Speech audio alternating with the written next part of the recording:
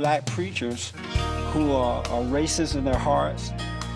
They are not called by God, but they've been called by their mama. The Jesse Lee Peterson Show is the only program in existence which deals straight up with black Americans. So-called civil rights leaders want them angry, dumbed down, and demoralized. It's not the leaders that blacks need, but good fathers and mothers.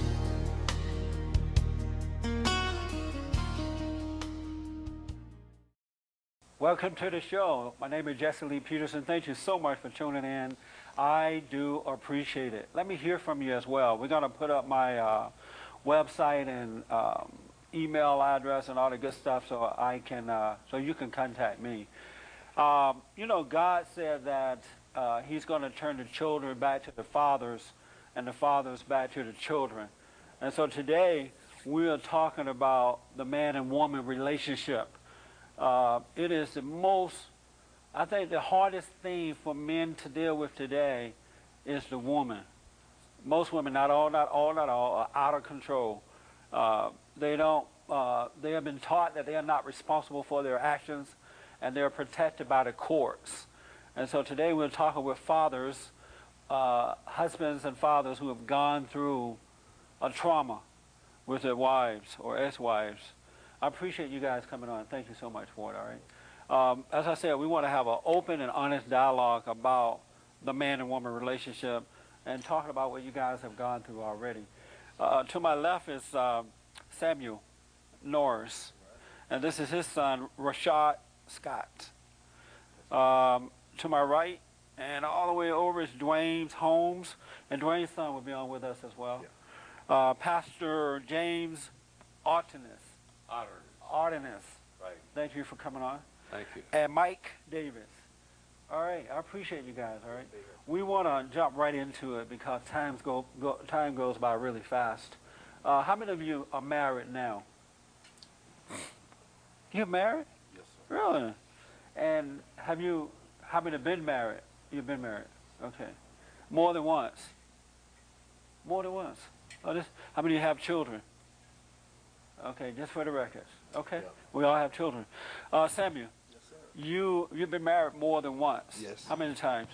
This is my second time. Second time, second marriage. Mm-hmm. Are you a Christian, by the way? Yes, I am. Were you a Christian when you were married to your first wife? No, I was a soldier for the enemy. A soldier for the enemy, meaning the devil? I would serve the devil. Serve the devil. How long did your first marriage last? Approximately right at 10 years. 10 years. How many children did you? 5. 5? Well, it was 6. 1 was stillborn.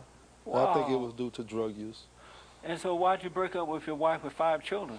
Because of drug addiction, criminal thinking. You owe me. Society, you owe me, so I'm going to take and just forget about the importance of being responsible for these children. Okay. When you broke up with her, were you responsible for the kids afterward? I mean, did you take care of your children? Well, when the broke up came, we both ended up in handcuffs because we both into a life of drugs and crime. Oh, I see. And I get the 15-year sentence, she get the 3-year sentence, so she was able to get back with the children. And upon doing that, she filed for the divorce. And did you want a divorce? Well, I come to learn, I wanted the family, but I come to learn that we didn't mean each other good. You know, meaning that you and your ex-wife, you were not good for each other? We wasn't good for each other. The only thing we was good for making babies and breaking the law. Oh, okay. And hurting everybody who loved us. That was it. You know? And so did you try to take care of your kids? Did you make an attempt to be with them? Before or after? After the divorce. Well, the divorce came January, and I didn't get released for another 7 years. Oh, I see.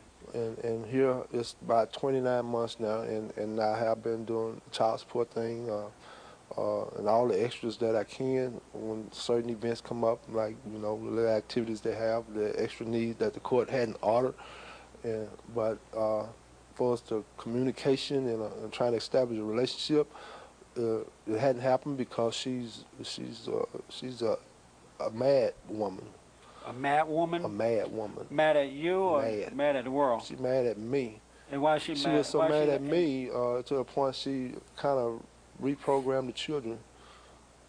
after the courts gave her the custody of him and painted this big pretty picture of herself Yes. and this ugly one of me, which was fine with me because she and I both know that we both was in this together doing the crime. And then after being released, I located them through a lot of research and investigation and let them know I was out and I was wanting to do my part as the father.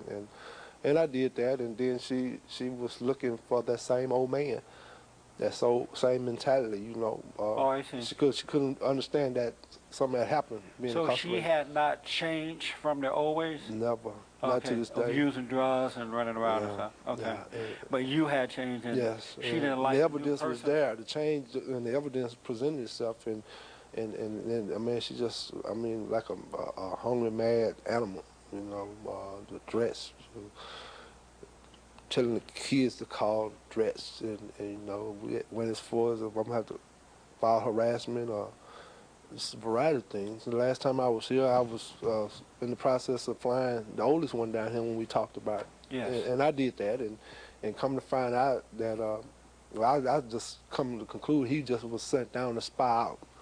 You know, he come to spy out. See, it's this dude that he telling us over the phone, which he did, and he come to learn that a lot of things that he was told for the last 8 years was not true because he was only hearing one side of it. And she had turned them all against me. And when he took back this information and seen that this ain't the daddy that we knew. Right. And a lot of things that we seeing now, and then I pulled out like maybe 60 letters that she continued to return back from the prison. Oh, you wrote your children letters and she every returned week them back to she you? returned back to have her daddy. They don't need you. Really? Matter of fact, she went for. She tried to give me give up the parental rights to this guy. He and I talked about it last night, which he knew about it, and so it's just one of them things, you know. I'm just waiting with God for the opportunity to be able to be reestablished with all of them. But it's Have you spoken to all of them Yes. about what went down? The way things only went? the oldest one, only the oldest one, because he's the only one come down for Indiana. How old is the youngest one? Victor, he's 9. And the oldest is what? He'll turn 18. Now he'll be 19 November. Oh, okay. He'll be 19 right. November. That's amazing. Mike, you're not married now. Do you have children? Well, as I said on one of the programs earlier, that God gave me a fully grown daughter at age 16, so okay. it's her daughter. But, So when you married your ex-wife, she already had a child, yeah. 16 years old. Mm-hmm. And are you close to that child? We became very close. We're not, of course, now. You're not close now. I don't see her. And why did you divorce your wife? Or did she divorce you, or Yes. you divorced her? She divorced me. Why? Well, I guess because she wanted to. I mean, What was her reason? I mean, what did she tell you? well, she told me that that she didn't believe that either one of us were prepared for marriage at this time. So, and we were high school sweethearts. I always loved her, and I believe she always loved me. And God brought us together, and we were going around, or at least I was going around talking about the miracle that God performed. That He brought Kathy back to me, and 18 months later, I ran her off because I didn't know how to be a Christian husband. Oh, God brought your wife back to you? I believe that, yes. And you ran her off? Well, because I didn't appreciate what God had done. I thought that I told her one time, I promised her that I'd be the world's greatest husband, and I turned out to be one of the worst. What did you do to run her off? Well, I didn't love her like Christ loved the church. Subsequent to our divorce, I did a post-mortem, I guess, on the marriage and what I did wrong. And so I started discovering, the Lord started revealing to me, you know, how a husband is supposed to love his wife. And I realized that I wasn't doing that at all. And that I was thinking about more myself and the happiness that she brought me instead of the happiness I should be bringing her. Give us an example of what you did that was not of God. It was more about you and not about what was right. What were you doing? Well, did you I'm cheat not on her? sure. No, I didn't cheat on her. Did you beat her up? Did you No, I didn't beat eat her all the up. food up? Or? Well, I think what it is that when we start talking about submission, that I felt like that she always got her way. She's a very strong person, and she's willful and headstrong. She knows what she wants, and she goes after it. And I'm pretty much laid back, and I'm content to let her decide where we go to eat and so forth. Big mistake. Well, I'm not so sure about that. But the problem was that after a while, I felt like my self-esteem was suffering because, you know, she seemed to get her way and I never got my way. Right. So then I thought, I'm going to change this. You know, I'm going to be the dominant person now. So I would draw the line. And it seemed like I always drew the line in the wrong place. And, you know. According to you, who? Huh? According to her or according to you? Well, no, we're going to do it my way this time. And it just seemed like every time that I drew the line in the sand and said, we're doing it my way, it was the wrong way. So I looked foolish. And I knew I was foolish. I realized I was foolish. And what I realized was that I was just reacting to my lack of self-esteem, Yes. and not with any of the issues. If my wife was right, see, I was kind of resentful to my wife because she was always right, and I got to think. Yes, but not like I am now. But Mike, let me ask this. You said that whenever you drew the line, it seemed to be always wrong. Was it according to you or according to her? no, according to me. What would you do that was wrong? Because what I'm saying is, when maybe I might have been right, but I let her decide, I would get resentful and resentful until it builds up until I said, I'm not going to do it now. And so I've always picked the wrong issue. Okay. And realized I did. So it was resentment inside me, and it was a lack of self-esteem in me that caused this. And what I should have been doing is determining whether or not these issues were that important to me. Right. Okay, if she wants to go eat fish and I want to go eat pizza, is this an issue that I want to draw a line in the sand over?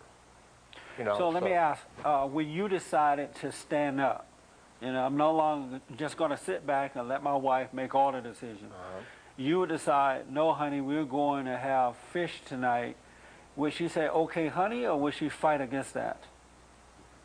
Well, you're asking me to recall specific instances. Because I'm trying to understand what would happen when you would take a stand. Well, would she go off? No. But how did you know it was a wrong stand then? Because as soon as the words came out of my mouth, I realized, well, what a dummy. You know, what am I doing? What am I taking a stand on this issue for? You know, knowing that she was probably right. You know, so I don't know if God did this to me or I did it to myself. It's like, you know, open your mouth, insert your foot kind of a thing. Can I get in this one? Yeah. It's appear about 3 factors that dealing with it's the you thing. I heard you say, and you kind of drifted off to like blaming God. Am I right about it? Because like he brought her to you and then she left, and then you come back and say you feel you drove her away after 18 months, right? Okay, my question would be, how did it make you feel when she left this last time? How did it make you feel? Were you sad by it, or you're like, right on, think you got him free? I was heartbroken. Okay. You were heartbroken. Yeah. Okay, with that, the thoughts start taking place. Was that the what? The thoughts. That I was heartbroken? That you were heartbroken. Yes. Did you see you in all of this? What part you played? Yes. Okay, and also at the beginning of this relationship, was it in that place where it ended up where when you started off giving this authority to this woman, was she making the decision? Yeah, he let her, you said at the beginning you let her make all the decisions, right? In the beginning. Did you condition her to behave this way? I guess the question. I mean, we got you in high school, so we have a long history prior to our marriage. And, you know, it's not, when you're in high school, you don't have momentous decisions. Right. You know, and I was so happy to be with her that, you know, she said she wanted to go see a certain movie. I said, let's go. Yeah, I understand. You know, so this is not, you know, big decisions that the family has to make. It wasn't really that you were giving her the authority, you just didn't care? Well, I cared, but what you know, it was more important for me to be with her. So I didn't. I mean, she used to play cards. She plays cards and is very good at it. And I'd go over to her house and we'd lay on the living room floor and she'd just beat the dog out of me and gin rummy. Okay, You know, so and now, I don't like that's losing good. in any kind of game, Now, but hold on just a minute. because I like being with her, I just endured losing card games. Mike, because of time, let me ask you this. Why were you so weak that you couldn't guide your wife in the right way to go? What was wrong with you that you were so weak? Well, because I've been a Christian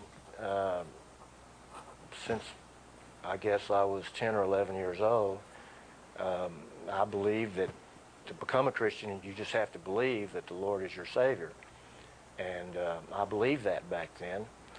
But You believed it because someone said it, or did you believe it because you saw it for yourself? I was taught it. Oh, so you I didn't- was sprinkled when I was an infant, but I was taught it. And then at an age of confirmation, you're asked. And I did my soul searching, and I said, yes, I believe. Yeah. And I had the faith of a child. You know, I had no direct knowledge, no direct revelation, but I believed like a child. Yes, I believe the Lord is my Savior. And then I think that was the moment of my salvation. The moment of my obedience happened many, many years later, because when you follow Christ, you know, you do it by saying yes to Christ. So he presents situations in your life, and you can either give something or you can do something, and you can either say, yes, Lord, or you can say, no, I don't want to give that. No, I don't have time. No, this is not for me. No, Lord, I don't want to do this. So you follow Christ by saying yes to him, and I only started saying yes a couple of years ago. I want to ask the Pastor Artemis. Mike said that he received Christ at the age of 12. Is it a mistake that parents are putting Christ upon the children at such a young age? Because when I read in the Bible, it says that when you grow of age is when you come to Christ. And a lot of parents are making their children accept Christ at a time in life when they have no clue about what they're doing. Is that a mistake? Well, my reaction to that is that when I was baptized, when I was 4 weeks old, Christ received me. And there's a difference there that I was not aware of that consciously, but he received me in the covenant of baptism. Right. And then I've always been taught that the important thing is that not that I chose Christ, but that Christ chose me and died for me. So parents shouldn't, or adults shouldn't make their children receive Christ at that age unless they have a spiritual experience as you did. Should parents have their kids go to church, go down to the front, and accept Christ at the age of 12?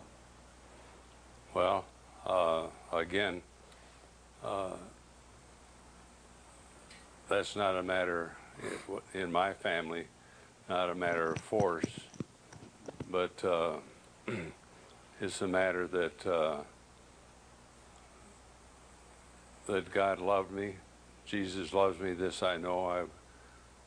I didn't come to a point in my life where I accepted Christ, but I came to a point in my life where I was fully aware that Christ accepted me. Right. And what would you say to my parents who are taught doing me that. What would you say to parents who are telling their children, okay, go down there and take Christ? What would you say to parents who are doing that? Well, I wouldn't discourage that, but I think that there's a better statement that Christ has received you, and so you be receptive to all who received him, who believed in his name. I think that receiving and believing are synonymous. And I understand. Let me ask you this then. At what age should young people quote unquote, receive Christ or Christ receive them? Should they be concerned about that at such a young age, or should they wait until they can understand it? Well, I think that it's a matter of growth, and as you grow, you understand more. Right. So is that an age when they can? How long have you been married, Pastor? Be 58 years next month. 58 years. Yeah. How did you deal with your wife in during those moments when the hell would come out of her? How did you deal with that?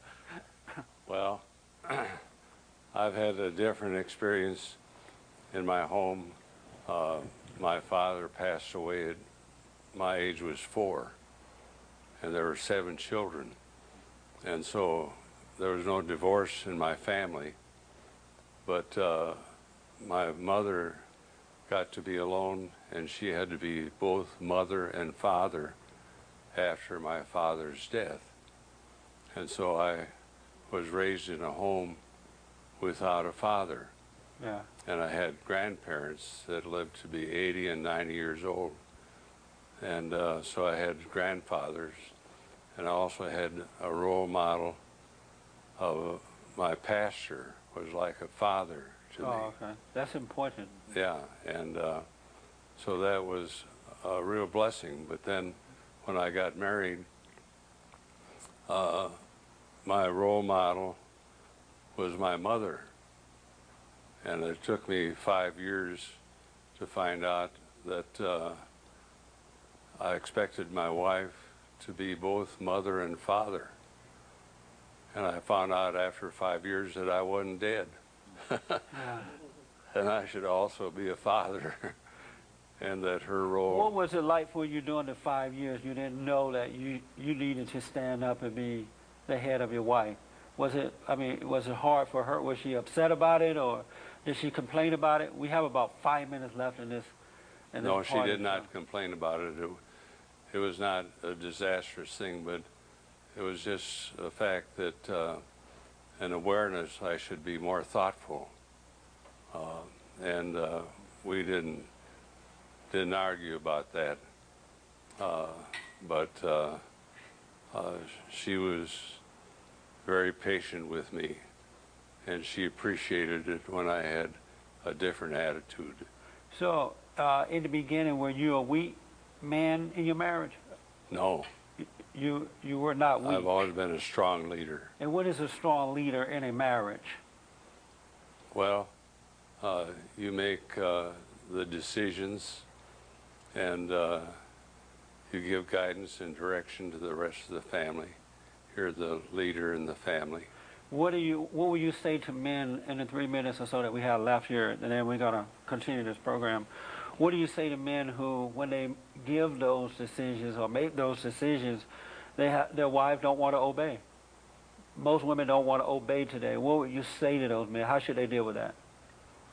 Well, I say that God has created order in the universe, and to be relieved from chaos, you have to have order, and you have that in the animal kingdom. All right.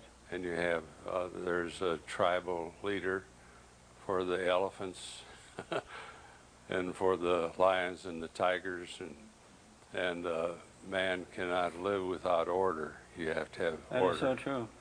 And so if your wife doesn't want to participate in that order, what should you do? Because if you yell at her as a man, you're going to jail.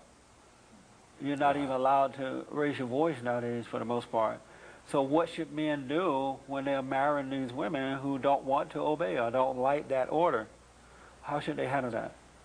Well, Paul talks about it in his letter to the Corinthians, and he says that wives, be patient with your husbands who are unbelievers, because you might persuade them by your behavior to become a Christian.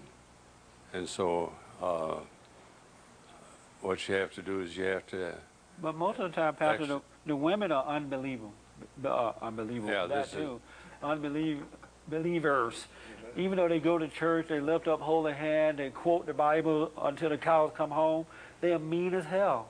They're still not submitted. As soon as they walk out of that church, all hell break loose Yeah. with the Bible. So what are men to do? I'm trying to, and you've been married for 53 years? I'm in a real situation with one of my sons, my oldest son. He's got that problem. Yes.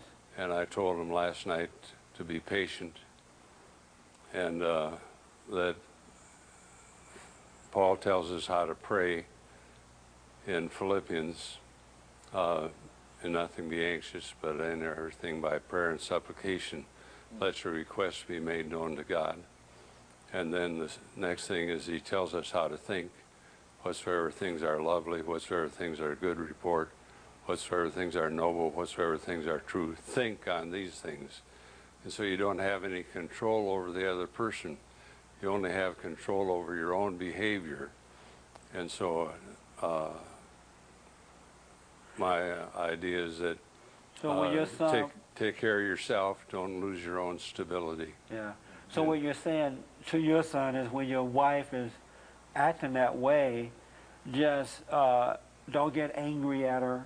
You know, That's right. be honest, tell the truth, but don't let her draw you into her screwed up world, for lack of better words.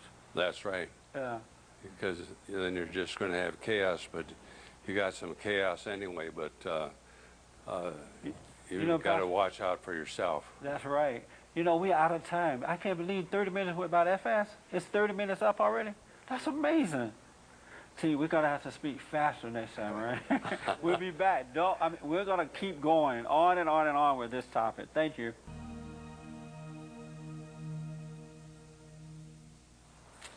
Welcome to the show. My name is Jesse Lee Peterson. Thank you so much for tuning in. I do appreciate it. Primetime Christian Broadcast appreciates it. God's Learning Channel is happy about it. Thank you so much. We're talking about the man and woman relationship. Men are catching hell today. Not all, but most women are out of control. They do not take responsibility for themselves. You know, one of the subjects that I want to deal with before we leave is that women are raping boys. You know, they're having sex with these young boys and they're getting away with it. And it's been going on for a long time. But whenever a man does it to a girl, it's wrong, but whenever he does it, they always focus in on the man. But when women rape boys, you don't hear a word about it. It's a manly thing to do. So we're going to talk about that. There's a mother in Colorado who was having sex with her son's friends. When he would bring them over, she would provide alcohol, allegedly provide alcohol and stuff like that, and she would have sex with these boys because she wanted to be a good mom, She wanted to be a hip mom. Did you hear about this story? I was looking at it last Yeah, so we're going to talk about that. But today we're talking about what men go through during a marriage and during the divorce, and how the children are affected by, you know, divorces, because most of the times the women end up with the children. Did you know that in the olden days, whenever there was a divorce situation, that the father would end up with the children and not the mothers? And that's why life was better during those days. Dwayne, Yes, sir. you were married for how long? The first time, not very long, a couple of years. A couple years. Yeah. 3, 2? 2 years. 2 Yeah. years. Yeah. And did you have children in that relationship? Yeah, I had 3 kids. 3 kids. Yeah, we had one after we got divorced. After divorce? Yeah. Oh, okay. And why did you divorce your first wife? Well, you know, we were married in church, and we were, you know, Sunday school teachers, this and that. And there was a house right down the street from my church where people partied, and they had a band there, and there was always people around having a good time. And I'd leave the church, and I'd look over that way, and it caught my eye. And so I started, you know, seeing these people having all kinds of fun, you know, in the worldly way. And I was young. I was 22, 23. Right. And, you know, I started going over that house, and I got to be friends with them. And then all of a sudden, their lifestyle crept into my lifestyle, and all of the boundaries of our marriage just kind of fell apart. Yes. You know, we had no more boundaries. We had no more scruples. We were, you know, started doing drugs and partying, and, you know, the whole thing just fell apart. And so that's why you ended up in a divorce? Your wife wanted Did you divorce her, or she wanted to divorce you? me. Why Yeah. did she want to divorce you? Oh, I just went off the deep end. Oh, I see. Yeah. You just having a good time. I was having a good time, yeah. And so when you went to court, at this time you already had 2 sons, right? Yeah. 2 sons at the time. Yeah. Did you go to court to fight for your kids? No, At that time? I didn't have the money for a lawyer, and, she promised, oh, I'll let you see him whenever you want. Just sign him over to me. And then her lawyer came to me and kind of told me the same thing. And, they said, well, whenever you want to see the kids, you'll be allowed to see them. Just sign the papers. Wow. And I you was signed them young. over. I didn't know any better, Yeah. and I didn't want to be there. I didn't want a divorce. I was sick inside. My spirit was sick. I was sick. Right. I couldn't think straight, and all I just wanted to do, I didn't want to be in that courtroom. I didn't want a divorce. I didn't want to know that she didn't like me. We went to a mediator, and boy, she just balled up her fist and told that mediator, I hate him. Yeah. And, and that, I was just so hurt. And, there was nothing I could do, and I just signed the papers, and then, and then she took the kids, and I didn't see them for 10 years. For 10 years? Yeah. And Did you try to see them? Oh, yes. They had those 1-800 big hugs, 1-800 we search, and I looked for them kids and looked for them, and she was never in the scope. She was never in the radar. She turned to drugs. She took them away from the family because she said, well, I don't ever want them to live like you. And the thing is, she turned to that lifestyle. And the kids were with their grandparents and aunts and uncles and, never, with her anyway. Did they move to a different town, or were they in the same town? Yeah, they moved all over. They moved away. And they told my family, we'll tell you where the kids are, but don't you dare tell Dwayne. Yeah, I hear that a lot. And so I was not, and then, it caused strife between me and my brother. When I found out my brother knew where my kids were for like 5 years and I didn't know where they were, I was so mad. Explain to us, Dwayne, what did it feel like not being able to see your children or be with them? What was that feeling? Oh, it was because horrible. this is the idea that men don't love their children. They don't care if they're not around. And, What was your I'm feeling? sure that's maybe what their mother was telling them because, she didn't know that soon after we didn't see each other anymore, my life had changed for the better. Right. And I was far from being right, but it was a lifestyle and society was far better than what she was up to. But as far as my feelings, I would be fishing and I'd see some guy go by in his boat and his little boy saying, Daddy, will you get the fish off my hook? Yeah. And I'd break my heart and I'd just bawl and I'd have to sit there on the pier, looking down like this, crying, going, God, I wish I had my sons out here fishing with them. Yes. And then I think if they were thinking the same things, I wish I had my daddy. And I'm kind of a soft guy in that area. Yes. And my father was in prison and a drug addict, and I always yearned for him. Yeah. And so I automatically thought my sons were yearning for me. Yeah. And it hurt me really bad, and it caused me to go into drugs. Hid that fear. As long as I was high on drugs, I didn't. A lot of times I wouldn't think of them until I was coming down, and then all the emotions come over you. And then I'd go into a depression, and then the only way to get out of that depression was to do drugs more. Yeah. So I did cocaine for a lot of years, and I did methamphetamine for a lot of years, and it covered up the pain at night. And but when I came down, it was right there. The first thing I felt was the missing of my kids. Yeah. And anyway. You said that you had a 3rd child after the divorce. Yeah. So was this before she took off? Well, or I didn't 10 see her years for, later? It was before. I was in and out of jail over child support issues and driver's license issues, and when I got out of jail, my sister-in-law said, Jamie's been calling, she wants to get back together. And so the 3rd one was born. We never really quite got all the way together. We got a house together, and you were saying about, Sam was saying about his wife was mad, and I had a mad wife too. She was raised with an alcoholic mother, very dysfunctional family, no father. And had problems with male babysitters touching her, and she was just really mad at men in life. Yes. And so, it caused a lot of problems. Okay.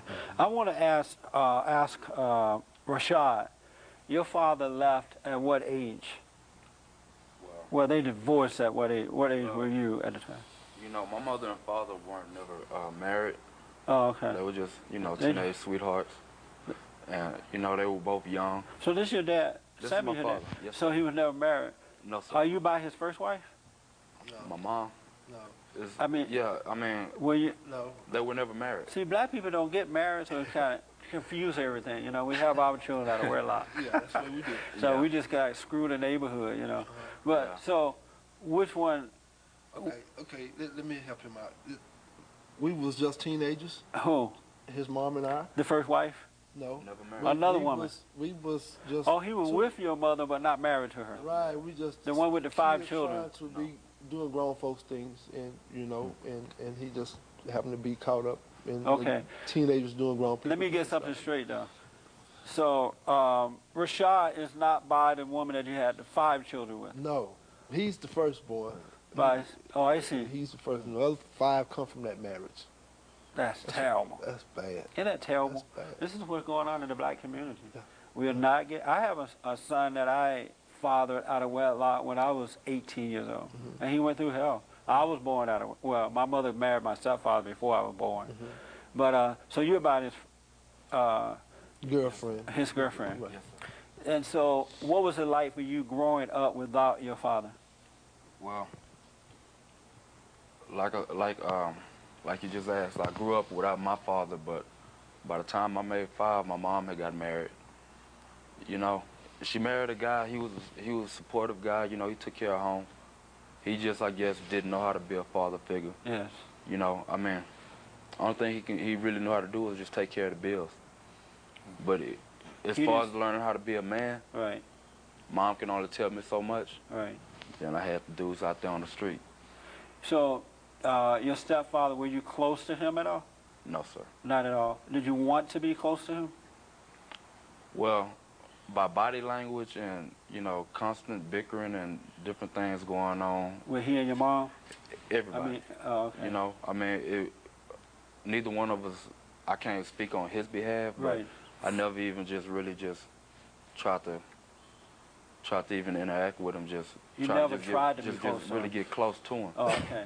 Because No. you didn't like the way his personality, his attitude and stuff? For the most part, Did you know who your father was at the time? all my life. You knew your father. Yes, And sir. so what were you thinking when your father was not there for you and you had the stepfather? Did you yearn for your father? Did you want him to be there? I yearned for my father. I wanted my father, but at the same time, Mom never hid anything from me. Right. So What did she tell you about him? She told me exactly the same thing he told me. You know that, you know, they were together. He did what he did. She moved on.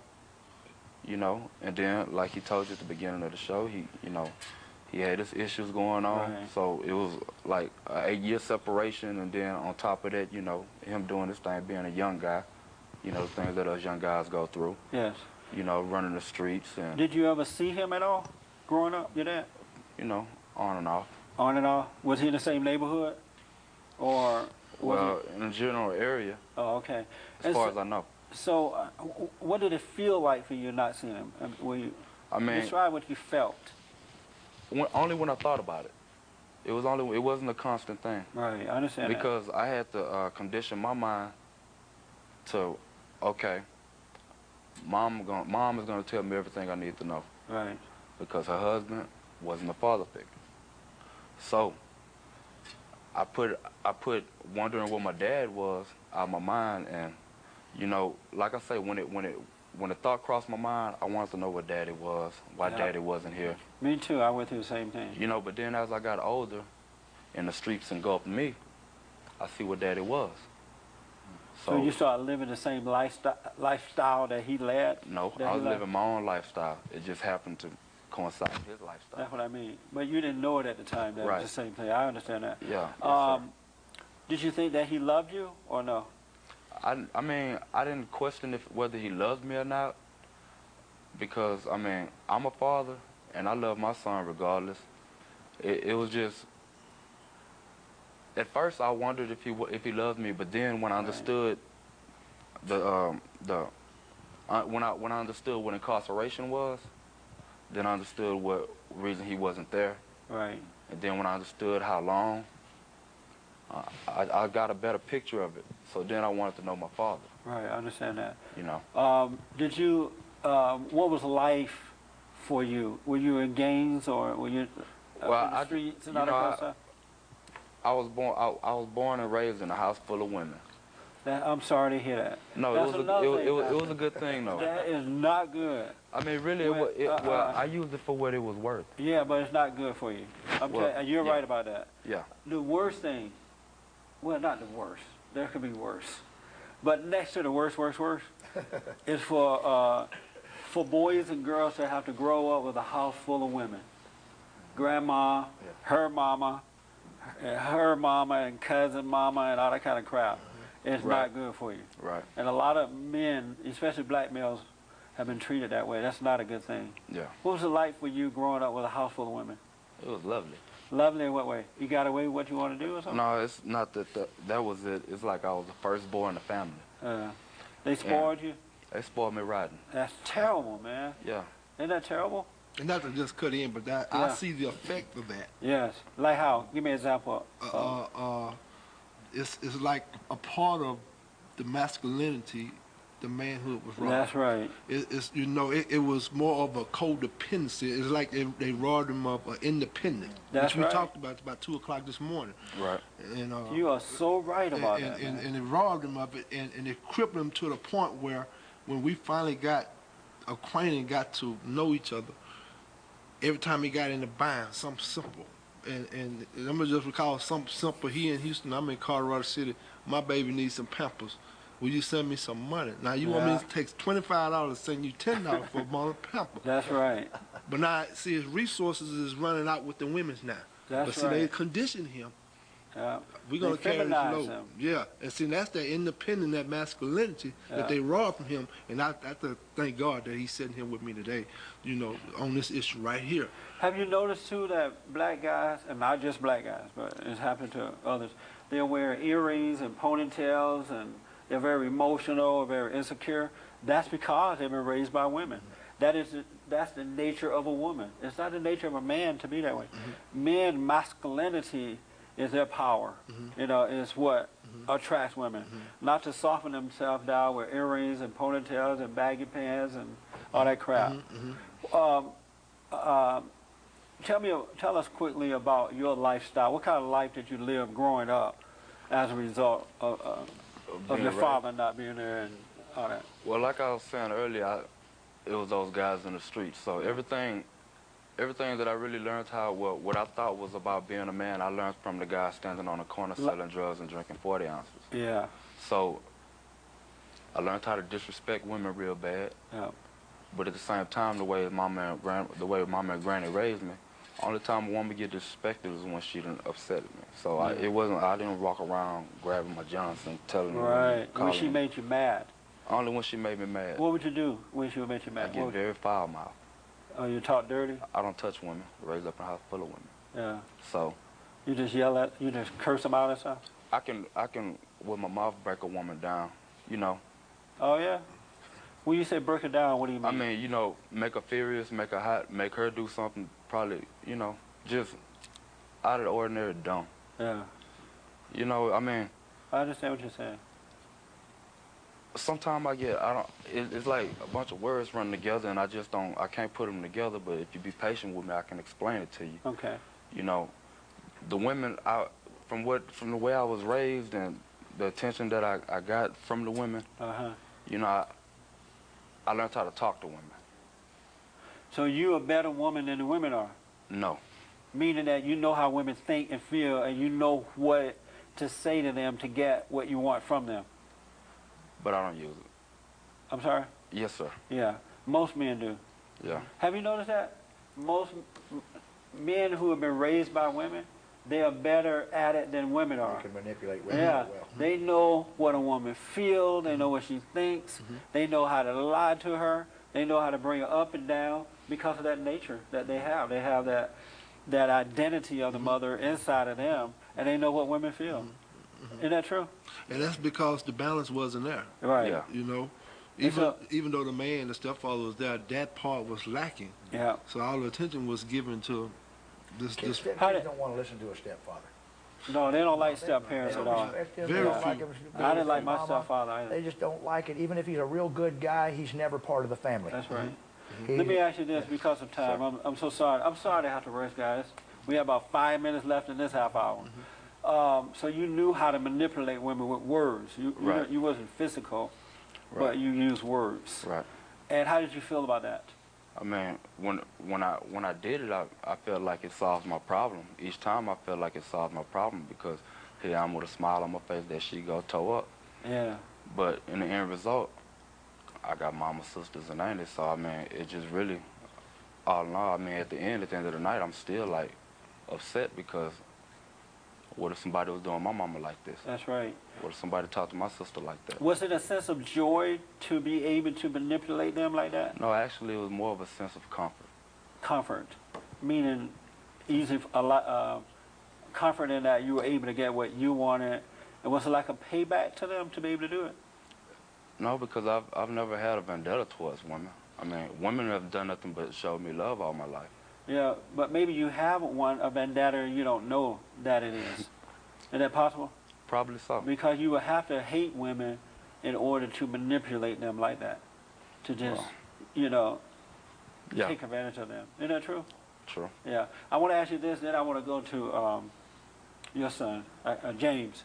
You have any kids? Yes, sir. I have a 3-year-old son, and my daughter, she'll be 1 year and 2 days. So did you have them out of wedlock, or were you married? My son was born before we got married, and my daughter was born after. Oh, so your kids are with the same woman? Yes, sir. And you married her? Yes, sir. Have you gone to jail or anything like that? Yes, sir. You've been in jail too? Yes, sir. And so you kind of lived the same life your dad was living, even though you were not with him? Yes, sir. You were saying earlier that you're getting divorced too. Yes, sir. You're going through a divorce now. Yes, sir. And how long have you been married?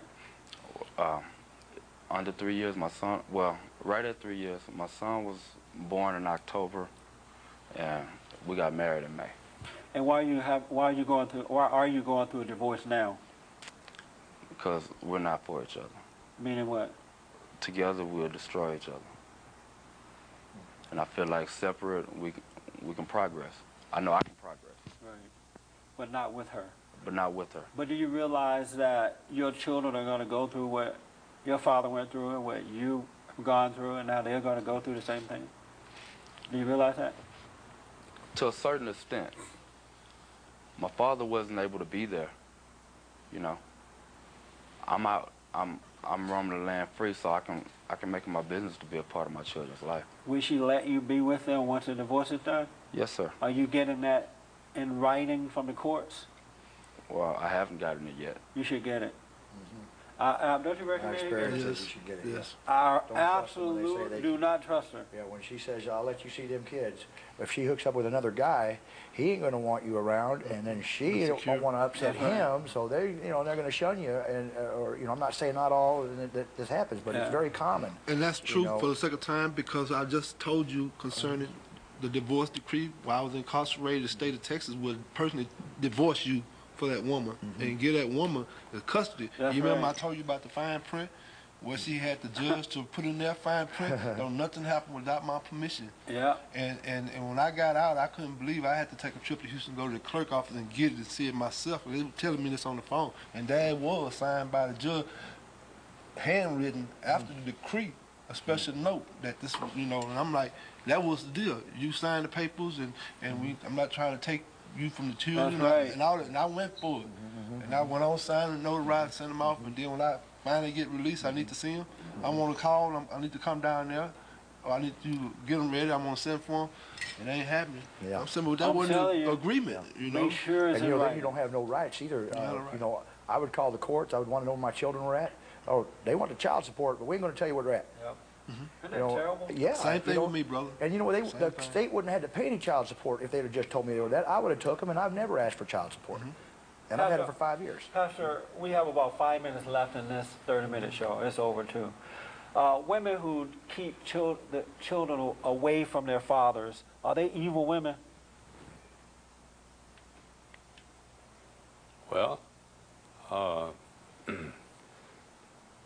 in that sense, we're all evil. No, but we just talk about the woman right now. Yeah. Is that evil? Women who do that. Not all women are doing that, but those who keep the children away from their fathers, are they evil women? Well, it's not the right thing to do, but I don't know if you should call that person evil. Should we call it good? I don't think you should call them good, But but there's nothing else left. It's either evil or good. It's the choice to behave evil. No, but it's an evil choice. Yeah. I think it's evil that women keep their kids away from their dads. Yeah, it's evil. That's evil. They don't realize how much a father plays a part in their children's lives. Let me get some response from the pastor because he's the expert here. Well, Pastor, when you turn children away from their fathers, you're turning them away from God because the fathers represent God in their home. I understand that. So when mothers are turning the children away from the father, whether she's talking about the father in a negative way to make the kids think that he doesn't love them or whatever, isn't that evil? Well, let's use this as an illustration. Matthew was Levi, a tax collector. He was doing evil things. He was dishonest. He did not believe. He was doing evil things. And when Jesus saw him, he didn't see an evil man. He saw a man created in the image of God. Mm-hmm. And so I would hesitate to call a person's behavior as evil. But so how about maybe it's not the physical person, but the women have evilness in them. The devil has made a home inside of them, and he's working through them. I agree with that. Oh, okay. So I understand what you're saying. It's not the physical person, but it's the sin that's made a home in them. The behavior. Yeah. So the behavior is evil. Mm-hmm. That's right. Right. But the person is not evil. Right. Because Paul says it's not I, it's the evil that's in me. So, Pastor, what would you say to these evil acting women who are turning their children away from their father in the last 2 minutes or 1 minute of this show? What would you say to them? Well, that it's a destructive behavior, and all children need their father. Yeah. Boys and girls need their fathers. That's right. All children need their father. So they need to repent and be born again, huh? These women. Yeah. What the word repent in the New Testament is change your mind. Yes. Change your behavior. So they need to change their behavior and be receptive and let the Lord take charge of their life. I noticed, too, in closing that women who turn their children away from the father, they end up suffering anyway. Because these kids grow up and they are angry, they're having sex before time, they're on drugs, they're alcohol, and mothers and father have to pay a price for that. So the mothers are not getting away with turning the children away from the father. Yeah, the sins of the fathers and mothers come under the third and fourth generation. Amen. That's right. Amen. On and on and on. Yeah. And that's why we're having this topic today, because we want to end this thing. Want to break that pattern of behavior. That's right. That's right. And it's only going to come when people are born again. That's right. And next week we're going to tell you how to get born again, ladies, because it's not being told to women what they should do to repent. And we got examples right here.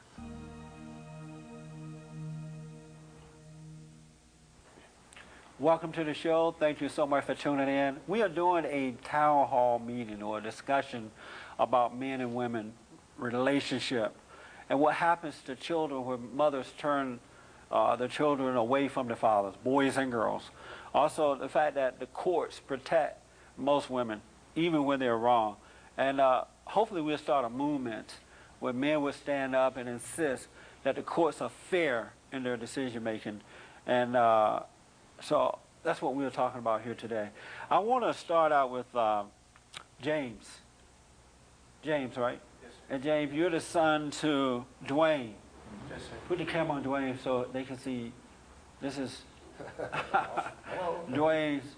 This is Dwayne, and this is James' son. How old are you, James? 18. 18. What was it? Your mother took you away from your father, right? Yes, sir. And you didn't see him for how long? 10 years. 10 years. What were you thinking when your father was gone, when he was not around? What were you thinking? Well, I didn't really live with my mom. Like, she got on drugs and I was sent away, and I lived with my grandma and my aunt and my uncle and their kids. And, like, I kind of had a father figure, but I always wondered where my dad was. And Yeah. I always missed him inside, and You were missing your father. yeah. What did it feel like to miss him? Describe that feeling. Kind of hurt and lonely. Yeah. Even though my uncle was kind of a father figure, and he would kind of play catch with us and stuff. It really wasn't right. It really didn't feel right. Like how it would if I do with my dad, you know. That's right. Did you talk to anybody about your loneliness for your father? No. Why not? I never really felt I was always afraid that that's not what guys do, you know. That's Yeah. kind of a woman thing to cry and that kind of, yeah. Who told you that it was a woman thing to cry? Well, my uncle would always tease us and call us like little girls and stuff like that. So I was never really wanted to show any like feminine side to me because he was always like teasing us, and it was all in good fun, but still. But at a young age, you were dealing with not having your dad. You needed that, someone to Yeah. talk to about it, huh? Yeah. And he's right that a man shouldn't cry over certain things. Like, I remember when I was weak and pathetic and weak and too much mama in me, whenever I broke up with my girlfriend, it's like I lost my world. I couldn't eat and couldn't sleep. You ever gone through that? Oh, yeah. You can't, not you, huh? Oh, yes. And I would find myself crying over crap like that. But what you were going through, you needed to do that. So, did you get in trouble and stuff like that growing up as a result? Yeah, me and my brother over there, we got in a lot of fights, and we did some bad stuff at school, and Yeah. picked on other kids and stuff like that. And yeah. So your mother didn't raise you? You were not living with your mom either, right? No. And did you miss her? Yeah. You missed both parents. Yeah. You felt unloved. Yeah. And what did you think had happened to your father? I never really knew. Really? I didn't really start asking about him until I moved back with my mom and started getting a little older, 12, 13. That's when I started wondering, where's my dad at and stuff like that. So your uncle never explained to you what had happened? Well, I remember one time we asked my mom would come and visit us every so often, Christmas and stuff like that. And one time we asked her what happened to our dad, and she said that he was in jail or something like that. So I kind of always thought he was in jail. Oh, okay. Yeah. Did you think that he loved you, or you thought my dad don't love me? I kind of thought my dad didn't love me. Yeah. That's amazing, man. It's hard having to deal with that kind of stuff growing up and not having anyone to talk to. I think it's amazing that adults, especially in the family, don't go to children and talk to them about, like, what is your life? What are you feeling? What are you thinking? What are you going through? How do you feel not having your parents around? I grew up like that. I wanted my dad. And I had this yearning for my father. And I didn't care what my mother thought about him or anybody else. No one ever asked me how did I feel about not having my dad around. And I went through crap because of that. Do you have sex, or are you still a virgin? I've had sex. At what age? I don't remember I just remember I was in 9th grade. You was in the night, so you're about 4 years old? 14. And what made you have sex at such an early age? I don't know. I guess from being seen on TV, and that's kind of how the public and the society is. It makes kids always talking about sex and stuff like that. I guess it just happened. I don't know. Did you regret it once you did it? Yeah, I felt kind of weird. I didn't talk to the girl for a couple of days. And Yeah, a lot of guys regret having sex once they do it. Especially the first couple of times, they regret it. And why did you regret it? I don't know. Just I guess my soul kind of sinned, and I felt it inside, and I guess that was it. Absolutely, man. That is so wise to know that, because that's what happened. When you have sex with a woman out of wedlock like that, you give your soul to her. She become your God. And it's just hell the rest of the time until you repent. It's just hell. Are you still doing it, or you stopped? I don't have sex. I kind of try and stay. My dad tells us a lot in youth group and stuff like that about how important it is, and he really stresses that not to have sex before marriage because it'll ruin your relationship. And What's your impression of your father now? He's a good man. He's a good man? Yes, sir. What was your impression when you first saw him? When you first saw him, what was that like for you? Kind of joy came over me that I didn't see him, and he was there when we got off the plane, and came and hugged him and stuff like that, and I was just really happy. Wow. Do you dislike anything about him? No, not really. He doesn't get on your nerves sometimes? No, kind of. When he... I know he'd be lying if he said no.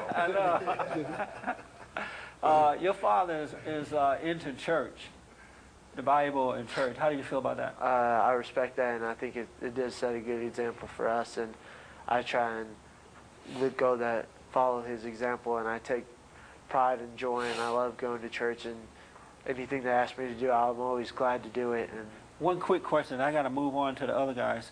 If God said to you, James, I'm going to give you the power to take away 2 negative things about yourself, something that you really want to get over, and you just haven't been able to let it go, what would it be?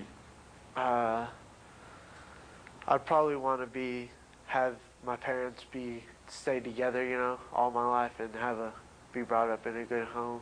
Yeah, I understand it, man. Do you still have that loneliness feeling that still comes sometimes? Well, no, not really. I kind of got over that, and now that I'm with my dad, and I try and focus on the future and going to school and going to college and working towards my goals in life. And do you miss your mother? Yeah, sometimes. She came down for my graduation in May, and it was good seeing her, and I talked to her on the phone. Who would you rather live with now, since you can't be with both? My dad. Your dad? Why is that?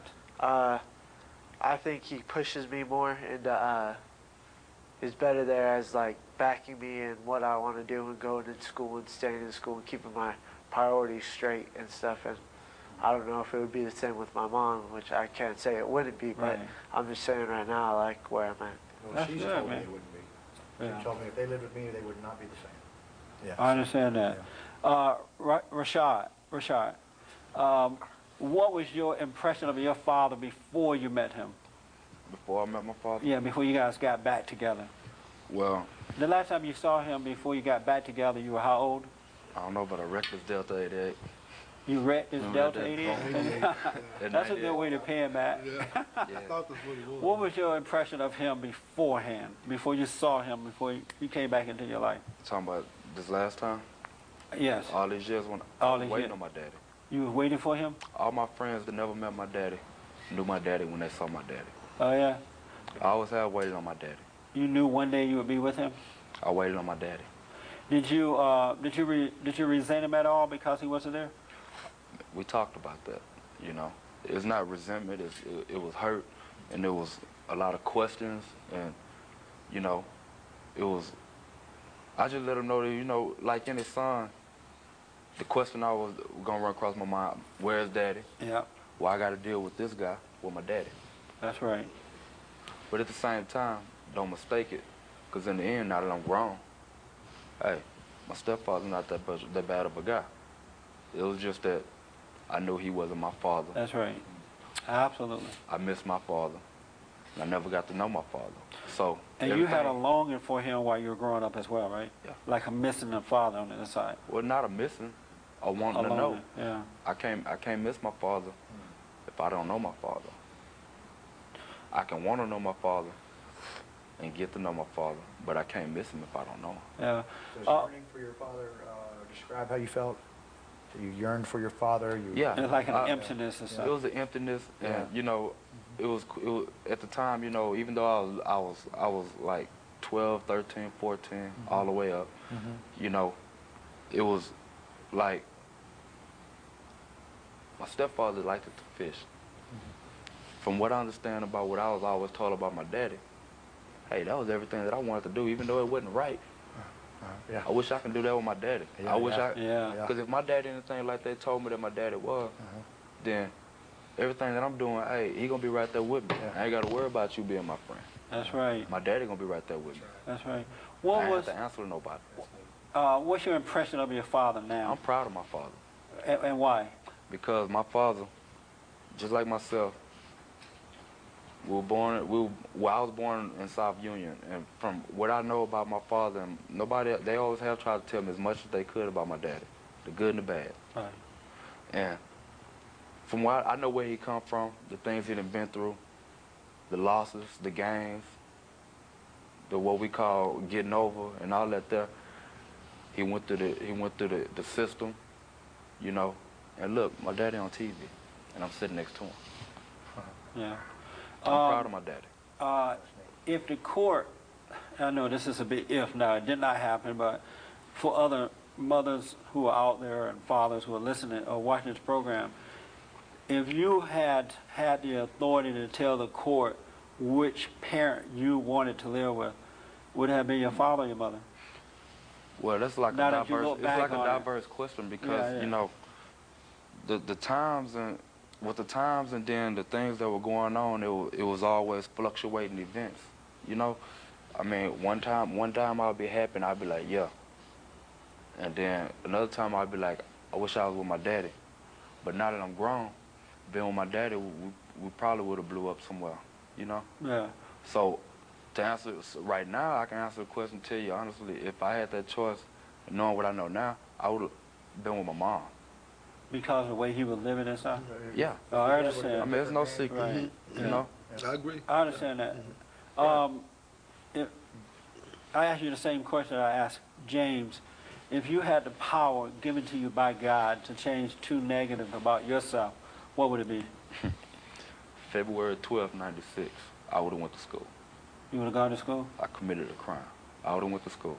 To high school or college? High school. Okay, that's one. And the other one?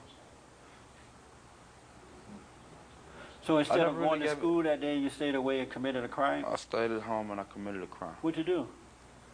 Well, I was into burglarizing and robbing people. I was a young dude with a messed up way of thinking. Yeah, how old were you at the time on that day? That day I was 16. They tried me as an adult at 17. What did you do? What was the crime that you committed that day?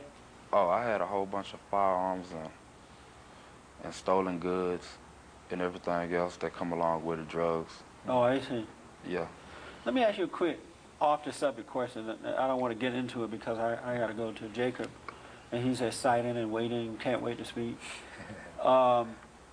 When you rob people at that age, does it matter that it's a person, or you're not?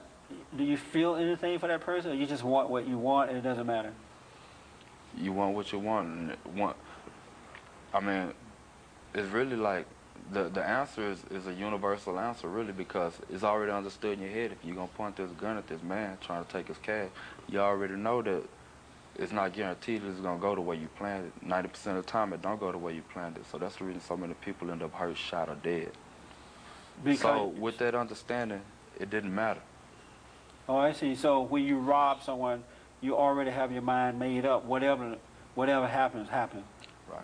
Well, let me That's get amazing, that boy. because we had that subject in that first That interview. is something. When we Yeah. discussed the robbery with me, and to kind of clarify, when a burglary or robber made up his mind to go in a house, so he done made up in his mind, I can't be stopped, and I done made up my mind to hurt anybody on the other side of that door. We used to call that Ramboing. Yeah, anybody on the other side of that door that's gonna try to prevent me from completing this crime, Yeah.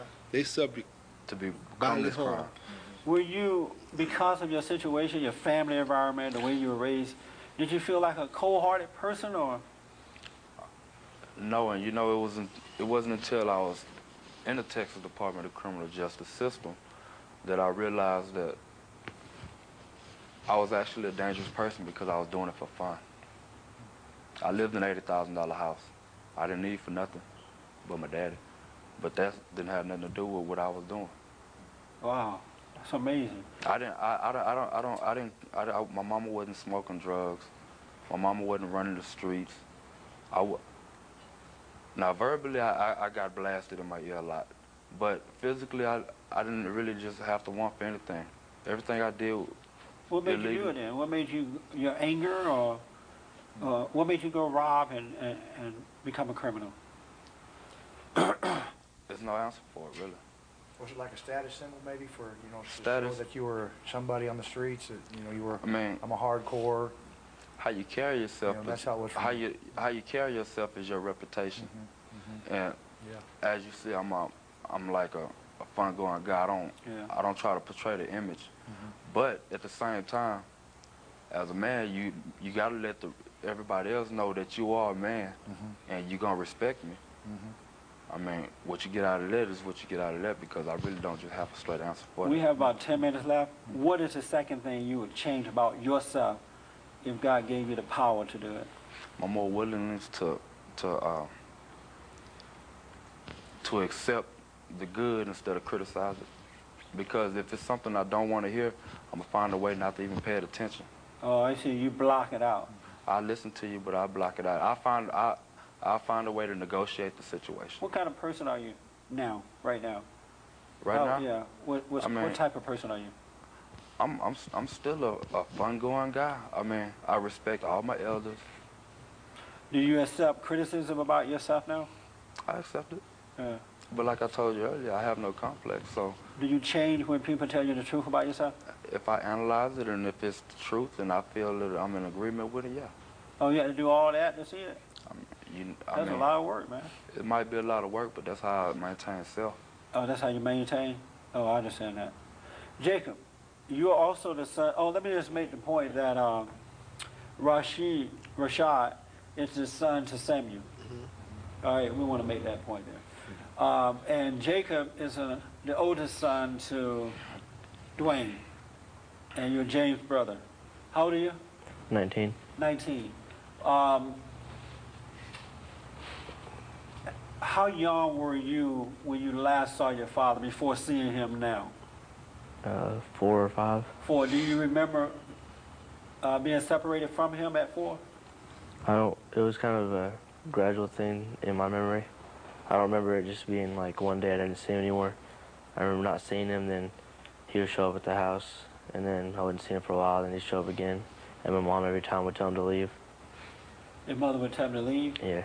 How did you feel about that when she would tell him to leave? I don't know, I really didn't have I don't know, I didn't really think about it. What was it like for you growing up without him? It was all right because I had my grandma and my uncle and my great aunt and my family that they loved me and stuff, but it was hard because I didn't have my dad to teach me stuff. Yeah. Did you miss him? Yes. Did you want to be with him? Yes. You did? Did you talk to anybody about it? I talked to my grandma and I talked to my mom about it. What would you say to them? I would just ask him where he was and how come we couldn't see him. And my mom always told me that he was in jail in Texas. And so I just thought, well, maybe if he wasn't in jail, then maybe that's why we don't see him. I didn't realize that it was because my mom didn't want us to. When did you realize that? That Your mother didn't want you to see him. When did you realize it? When I was 14, we went to where I was born, and my mom told me that my aunt lived down the street, and I asked to go to her house to find out where my dad was. She told me no, and then I got out of the car, wouldn't get in until she said we would go down there to her house, and then she took us down. She took me down to her house, and she just barely moved. We left a note on the door with our phone number on it, and then she called us, and then my dad started calling us, and then a couple months later we came here. You're the oldest, 17 now, right? You say? 19. 19. Did you go through a lot of hell because of being the oldest one and, you know, your mom being angry and stuff like that? Did you catch a lot of that hell from her? No, she wasn't really around. She would, like, even when we lived with her, she would leave for days and just leave me and my brothers at the house, and I'd have to take care of my brothers while she was you gone. had to take care of them. Yeah. What was that like for you? I mean, it was all right. Well, it was sounding fun when I was little because I got to do whatever I wanted, but I realized it was kind of hard because me and James would argue because we're only a year apart. Oh, I see. And then he would get mad because I was in charge because I was the older one, and then we'd start fighting about it. James was a difficult child, huh? How old were you when you had to take care of them? It was from when I was 5 till about 8, and then we went with our grandma. I noticed that you have a lot of, not just you, the other guys do too, but I know you have a lot of anger. Where did that come from? Well, I wasn't really angry about my dad and my mom and stuff. It was mostly from my uncle. He watched wrestling a lot, and he liked to try the wrestling moves on us, and he would end up hurting us, and he wouldn't realize he was. And we would tell him, "You're hurting us," and he's like, "I'll quit being a little girl." Oh, man. So that's where, And so your anger is mostly toward him. yes. Have you ever talked to him about it? Yes, last time I saw him, I told him. What'd you say? I just told him, well, when I saw him, we were at his job. My mom took us up there to see him, and he tried to start wrestling with me at his job. And I pushed him, told him to get off me. I was like, I don't like how you treat me when you wrestle. And he did that all while you were growing up and stuff? Yes. And no other adult tried to stop him from treating you that way? My grandma did, but my uncle was on steroids, so he was really mean, and he didn't listen to what my grandma or my aunt was saying. What other kind of things he would do to you? He would just like, he'd start watching wrestling, and he'd slam us on the couch or jump off the couch onto us, put us in some submission hold. That's terrible, man. I'm sorry to hear that. Did you tell your dad about it? Yes. And did he do this? Did he do anything about it? Well, he lives in another state, and I had no idea. I was nowhere near or knew anything like that was going on. But how I see it was he was just abusive, and they thought he was just playing around. No, they didn't think that. He didn't think that. He was taking out anger on my kids. Yeah. And they've expressed it a lot to me how he used to really mess them up. How do you feel talking about it now when you bring it up now? When I bring it up? it doesn't really bother me.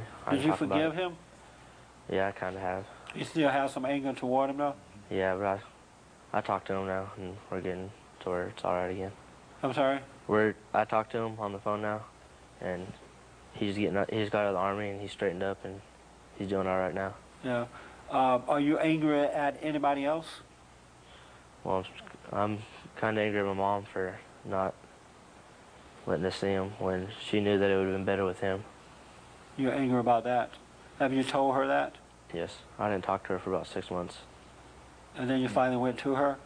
Well, she kept calling, asking my brothers why I won't talk to her, and they would bring me the phone and just tell me to talk to her, and I would hang up or hand it back to them. Yeah. And did you try to talk to her prior? I mean, before now, and she wouldn't allow it or wouldn't communicate about it, or what? Well, she would always talk to me about it, but then she would try and change the subject after a couple minutes when I start getting to the things that she didn't want to talk about. How do you feel about yourself? How do you see yourself? I see myself as straightened out. If I was with my mom, I wouldn't have graduated high school because I got in too many fights and I wasn't doing my schoolwork or nothing. Yeah. When I came with my dad, I started doing it more and more and more, and then I graduated. I'm going to college in the fall. That's good, man.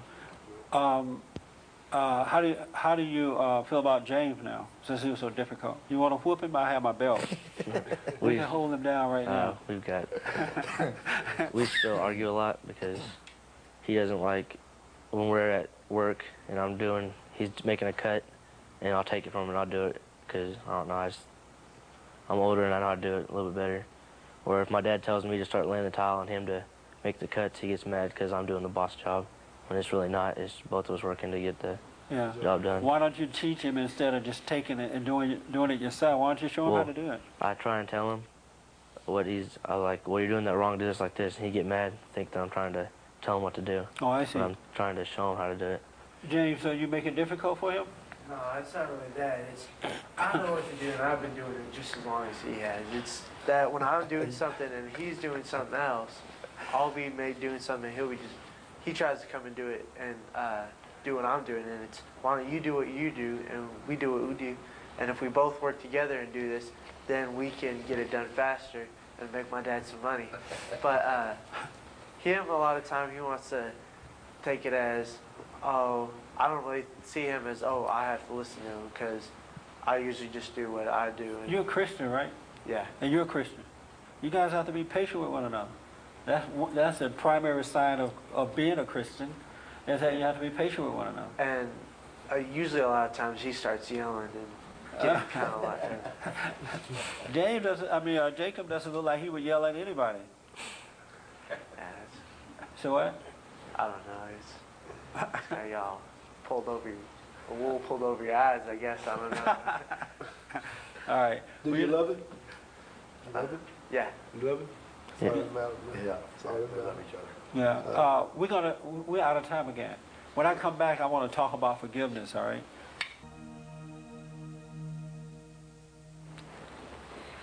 Welcome to the show. Thank you again for tuning in. I do appreciate it. Thank you for your emails, your letters, and phone calls. And to those people who donate to my nonprofit organization called Bond, the Brotherhood Organization of a New Destiny. We are rebuilding the family by rebuilding the man, bringing back God's order of God in Christ, Christ in man, man over woman, and woman over children. And so thank you so much for your help. If you didn't see the other shows that we have done here, you need to ask the station to replay them. It is absolutely amazing. We're talking about the man and woman relationship because unless men wake up, speak up, and deal with things, this society is over. Absolutely over. It is the responsibility of men to guide the woman and children in the right way to go. So, you know what, guys, I want to ask this question. Anybody here ever hit a woman? You ever hit a woman before? You're not going to go to jail if you admit it today. Have you ever hit a woman? You have. Let me just see the hands of the guys who hit a woman before. Okay. You have not hit a woman. Why not? That's the way I was brought up. You brought up by who? Women. I mean, my mom and my grandmother, they always taught me that it was wrong. And then, like I told you earlier, I mean, I wouldn't want anybody hitting my mom or Right. my sister. Have you ever been hit by a woman? Yes, And you didn't? And when she hit you, you didn't hit her back? You No, just sir. stood there and took it? I walked off. You walked away? I really did. Why did you hit a woman, Mike? Well, actually, I didn't hit her. My first wife, we had a lot of arguments. None of them were physically violent, but I had a wound in my stomach from construction, and it's like road rash kind of. It was really abrasion. It was very tender, and we was arguing, and she reached my stomach and raked her nails across my wound, and I slapped her. Wow, that called for a slap.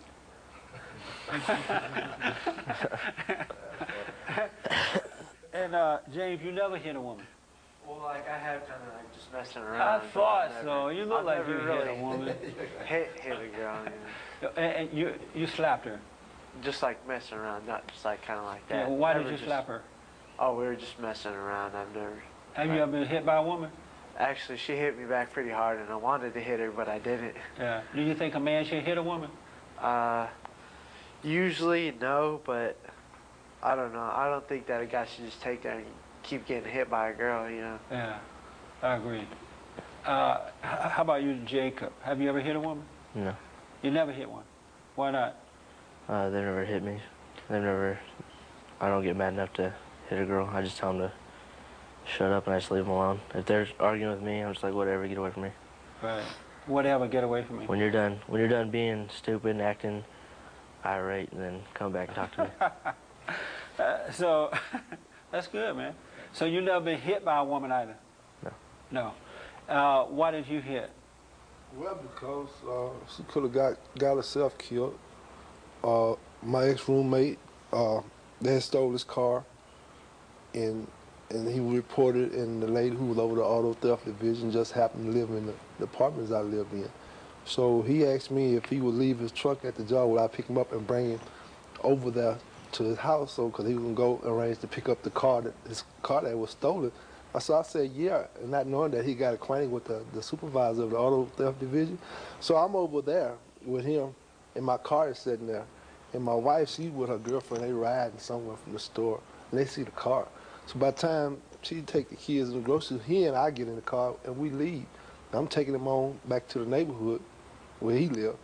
But by the time I get there, he get a phone call saying, man, Sam, you need to tell him he need to get back home. Because she done went to this police officer's house and started this confrontation with her, saying that she was hiding me in her closet. And it wasn't true. I didn't know he had got acquainted with the So she lied on you? Well, she not only that, she went there threatening a woman with the license to carry this firearm, you know, and she was, her and the guy got a little thing going where she helped him locate the car that got stolen, and she was making sure that he can get the car back. That's and why you hit her? No. When I got back home, you know, she started accusing me. She wouldn't believe the police officer. That's my first time meeting your husband. It's your husband's friend, and I have something to go on. And she, to this day, for a long time, she believed that the lady that hit me and Gary had taken my car to go mess with her sister, which is, none of that was true. So when I did get home, you know, man, she just had to rip up a lot of things, pull down the curtains and stuff. She was just going crazy, and I just got mad. I slapped her about 4 or 5 good times, you know. 4 or 5 good times. Then she ran, hid in the closet, and got in a little position. She had real long hair. I just, you know, because, you know. Have you ever been hit by a woman? Oh man, yeah. Many times. Not many times. Not many times. But you haven't. But just living a single life. I stayed single for a long time, and after I returned him and his mother back home, early stage. I don't think he was maybe about 4 or 5 months old, and I learned the enjoyment of being a single man with a 1-bedroom apartment, a little car. Let me ask you this because of time. What did it feel like being hit by a woman? No, that was like a disgrace to manhood. Yeah, it is, huh? It's a put down. Yeah. You know, that's just like for me, it's just a man to slap you. You'd rather be knocked out than for a man to slap you. Yeah. You know, So it's degrading when they hit you. Did you feel the same way when you felt degraded? Yeah. And why did you hit a woman? Oh, well, me and my first wife, we were kind of like just kids together. You know, me and my brothers and sisters socked each other up, and you know, and her brothers did. And so when we were like 2 pit bulls living in the same house.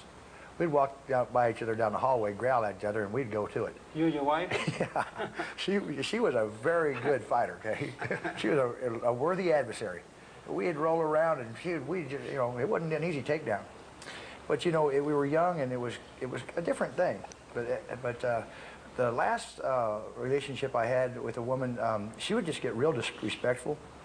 And, you know, I'd put up with it for a long time, and I'd put up with it for months.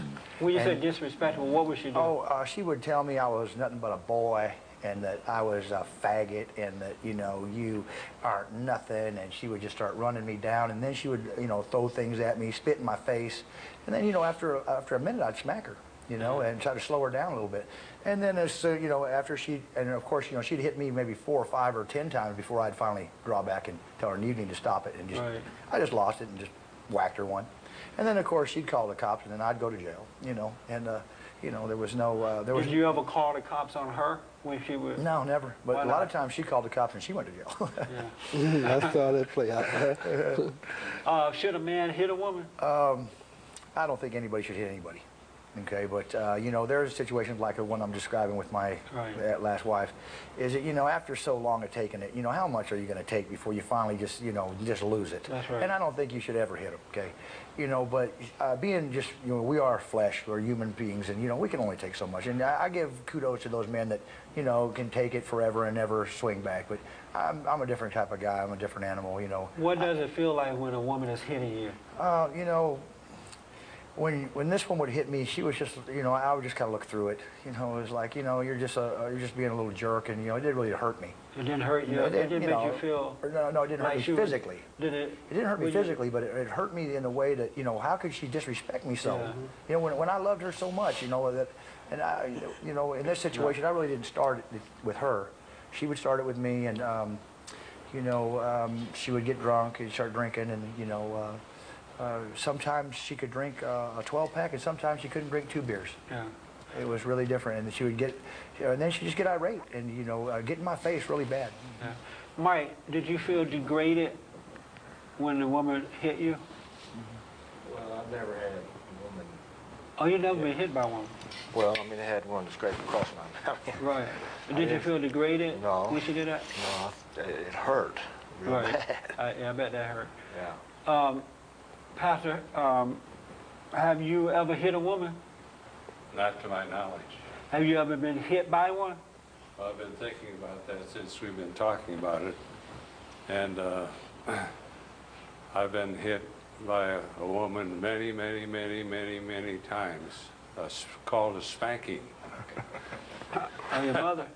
by my mother. Right. Yeah. But how about when you were dating or since you've been married, have you ever been hit by a woman? No. No. But I've had lots of spankings, and Your wife spanked you? I thought I deserved them all. Oh, you did? Yeah. Should a man hit a woman? No. Should a woman hit a man? No. Yeah. Let me say this to you, Pastor. I want you to tell us why. Why not?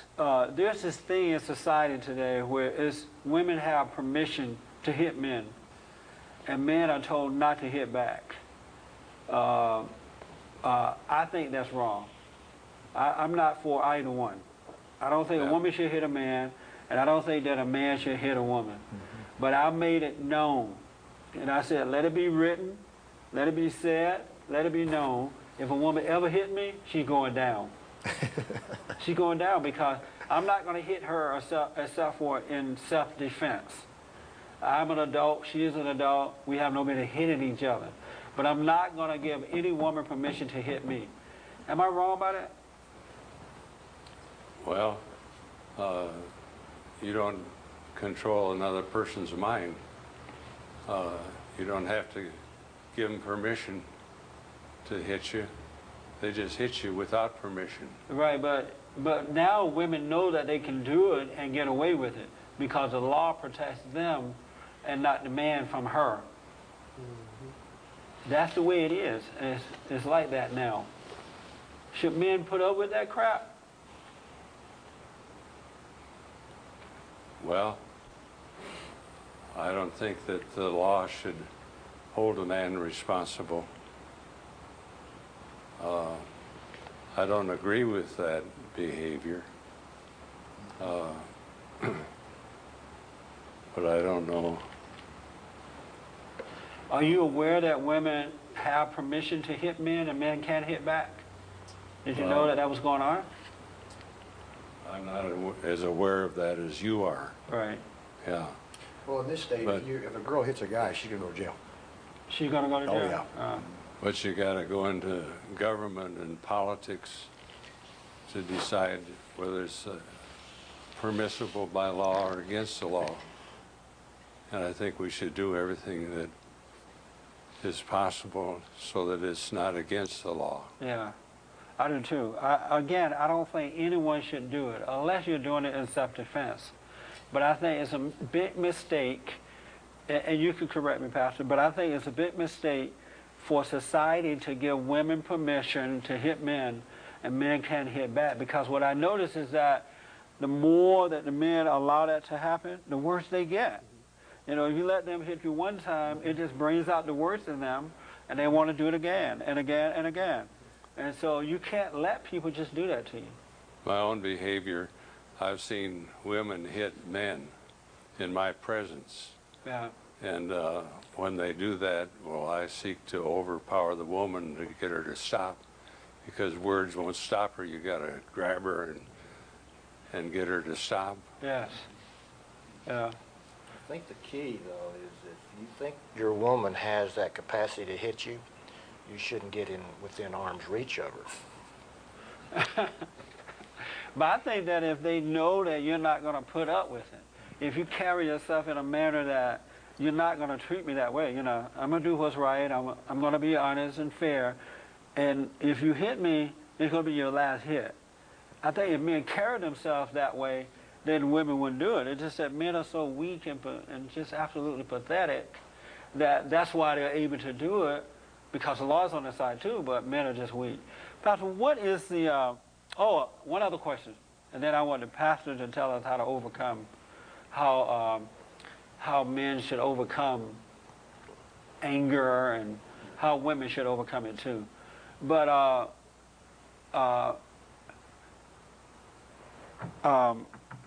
Dwayne made an interesting point. He said that you said you loved your wife or somebody, right? You loved your wife. You loved your wife. How do you know you loved her?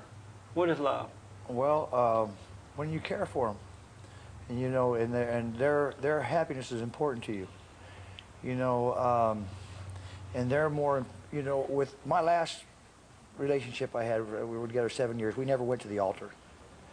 to be married, but we had to get common law divorced. Right. Okay, so, but anyway, you know, I always wanted to make sure that she was secure in her feelings and that she was content in, you know, and that she felt good. You know, that didn't work, though. No, it didn't, no. It doesn't work. No, it didn't work. You know, I don't know that she ever loved me. Okay, But you loved her. But I did love her, yeah. Did you love your ex-wife, Mike? Yes. You did. And how do you know you loved her? What is love? Well, I've been doing some study on that, actually, and I think our culture has mistaken love for an extreme degree of liking. And we don't know what really love is all about until we become Christians and know the sacrifice that God made when he loved us. And I think that when boy meets girl, they are attracted to one another initially, and they make them feel good, and you know, this girl's interested in me and I like that, and so you like being with this girl, and you don't like it when she's not with you, and so this evolves to a degree of affection, and then if you get the power of sex involved, then you've got desire all mixed together. And so at some point, we turn this liking one another into being in love.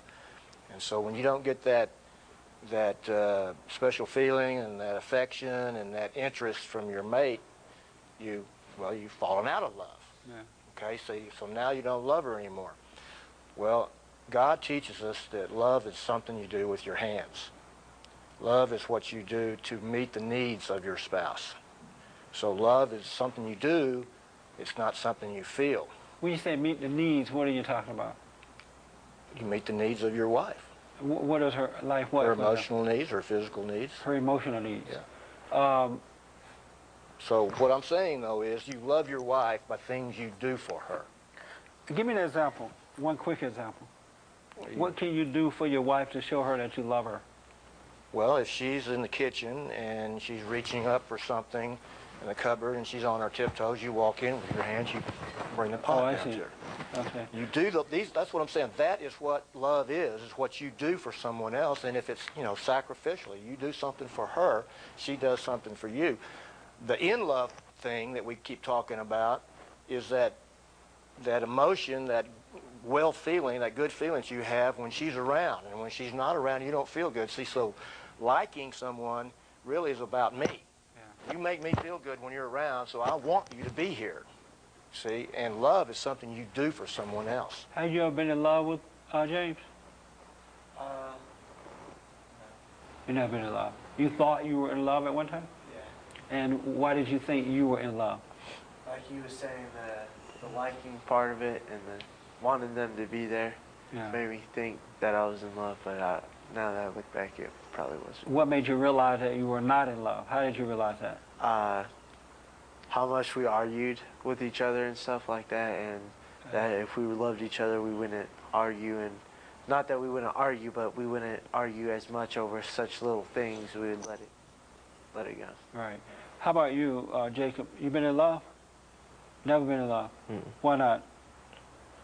I thought I was, but I know I wasn't. Oh, Like, okay. Even when I was saying it to her, I knew that I wasn't. I was just saying it so she would, you know, I don't know, make her happy.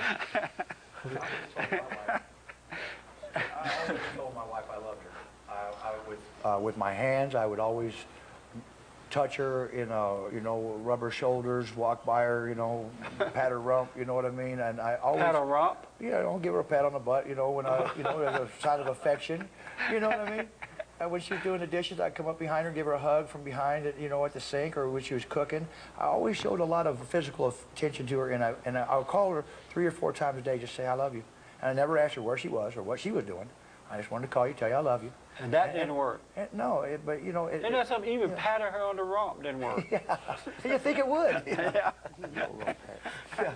But you know, and it didn't work. But you know, that's what I thought that love was. That you know, a lot of attention. You know, and I always came home from work. I never left her wondering where I was, because I wanted her to feel secure, and I didn't want her to hurt. That's how I knew I loved her. That is so sad, man. It's sad that you went through all that. Oh, it was hard to try to. Yeah, it was a hard deal. I think the thing is that what we're talking about in relationships here today is people are dysfunctional today. Yes. So what Dwayne was doing was what he should do as a husband. The problem was his wife was dysfunctional at that time. And the reason this happens is because kids are being raised without both parents. Yes. And we have strayed away in divorce. We got 50% divorce rate, even in the church. The model that God created, he created the institution of marriage right in the very beginning, and Satan has distorted that. And so we're raising kids without both parents. We're raising kids with 3 or 4 dads. And she came from a very dysfunctional family. She didn't know how to accept that. Right. She didn't know how, it was all foreign to her, this That kind of stuff, attention. though, Dwayne, that kind of stuff drives women insane.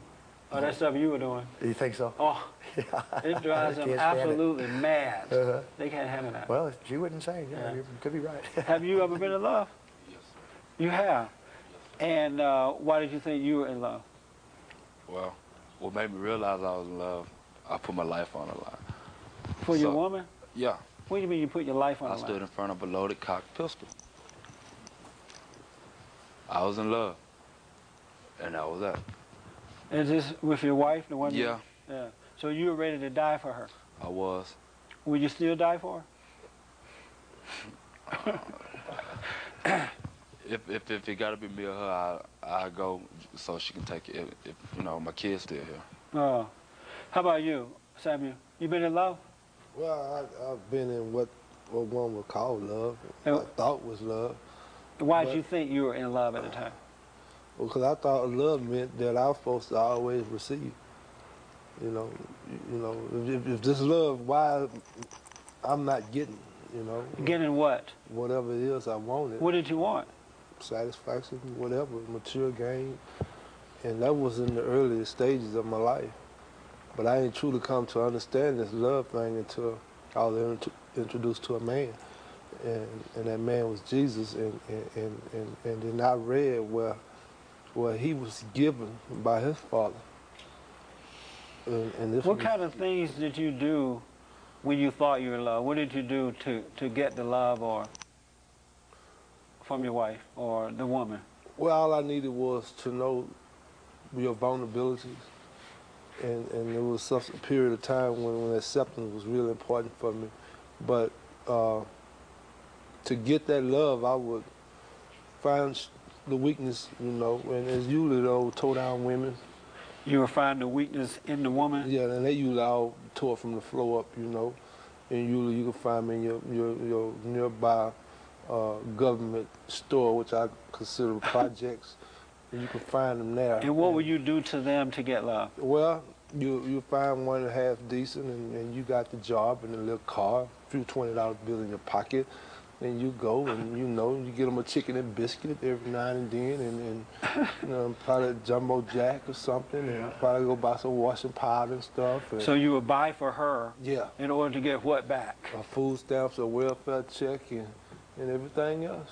You would get that back from her? Yeah, I probably would invest about $30, $40, and I get the food stamps and the welfare check, and then your camp will be a place where I can sit up and try to distribute some drugs from. And you did the same thing? But you love me. You love me. You're gonna let me do this. So you love me.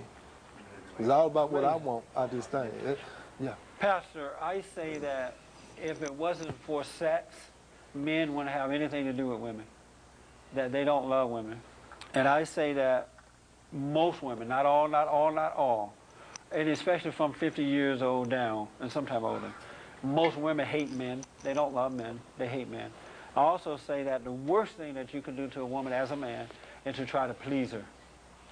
Because you can never, ever, ever, ever, never, ever please a woman. It wasn't set up that way, and a man should never try to please a woman. Am I wrong? Am I thinking? Yes. Am I wrong? I like you. He's so direct. How am I wrong?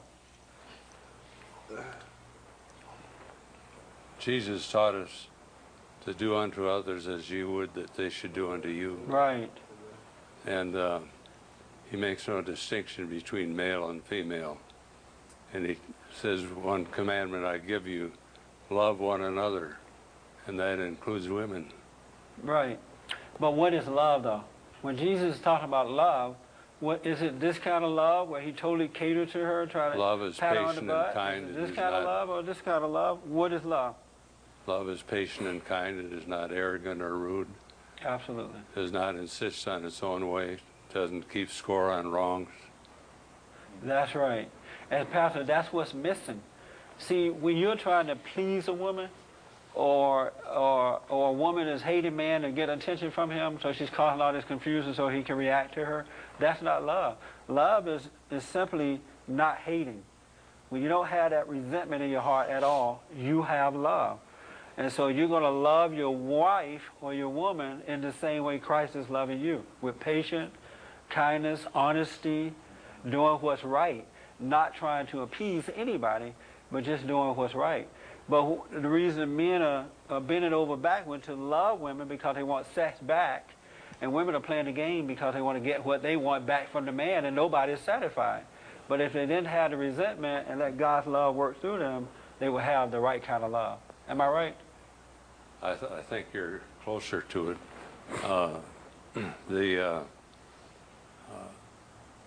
Before you ask the question, how do you bring about a change? Yeah. You know what, Pastor? When we come back, we're coming right to you with the change, not anyone else. We want you to tell them. Okay? We're out of time again. And we'll be back. We'll be back next week. The pastor is going to tell us about how to bring about this change. All right? So don't miss it. You need help. Don't miss it.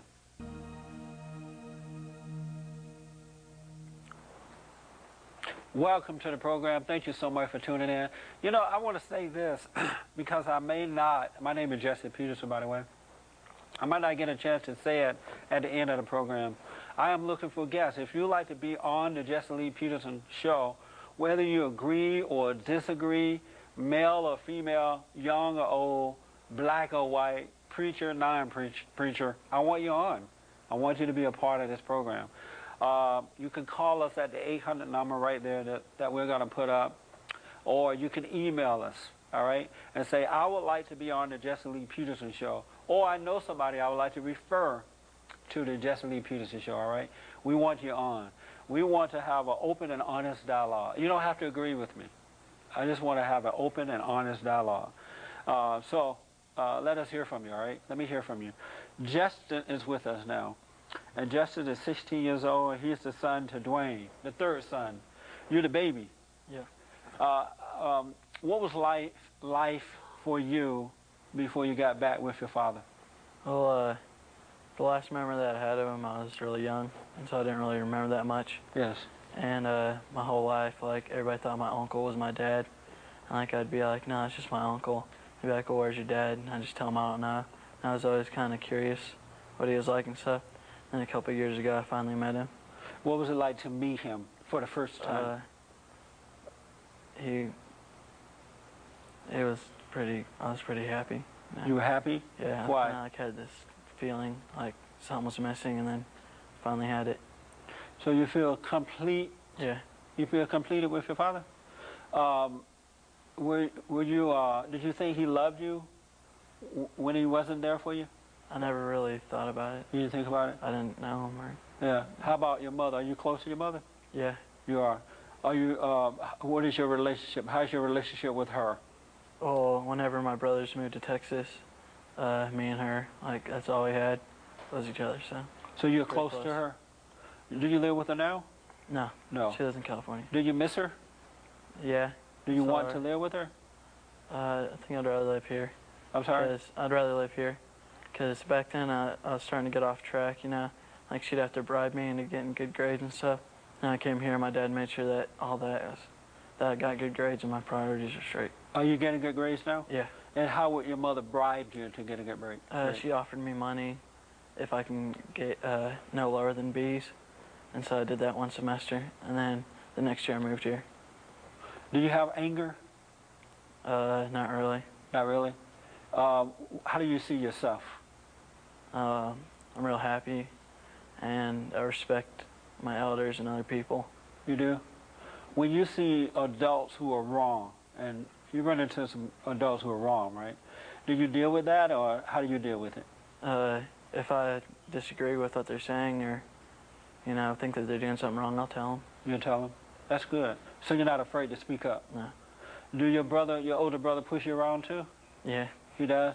Do you get angry at him? Yeah. Yeah? Sometimes I yell at him and stuff, but usually I don't fight with my brothers that much like they do. You what? I don't fight with them as much as they do. Yeah, as much as that one over there, huh?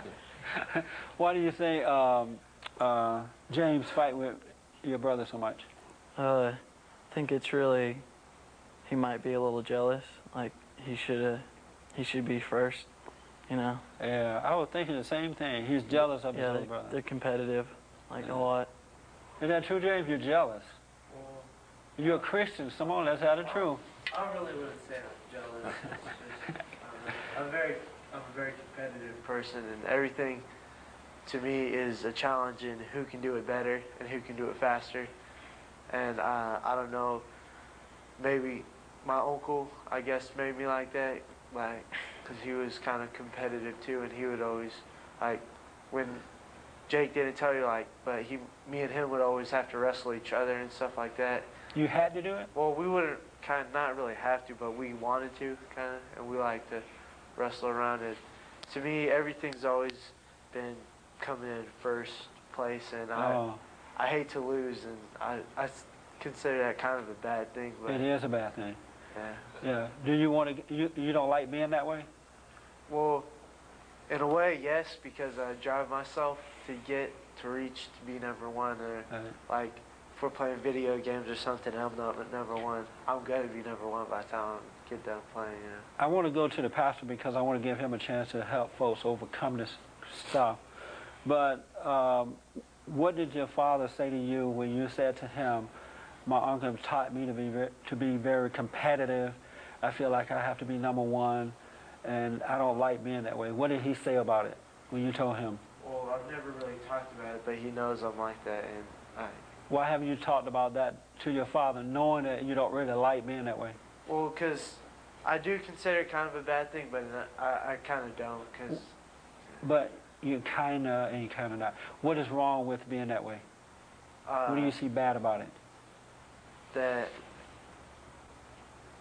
I don't know. Jesus said to come in last, because those who are last will be first, so that's what I see.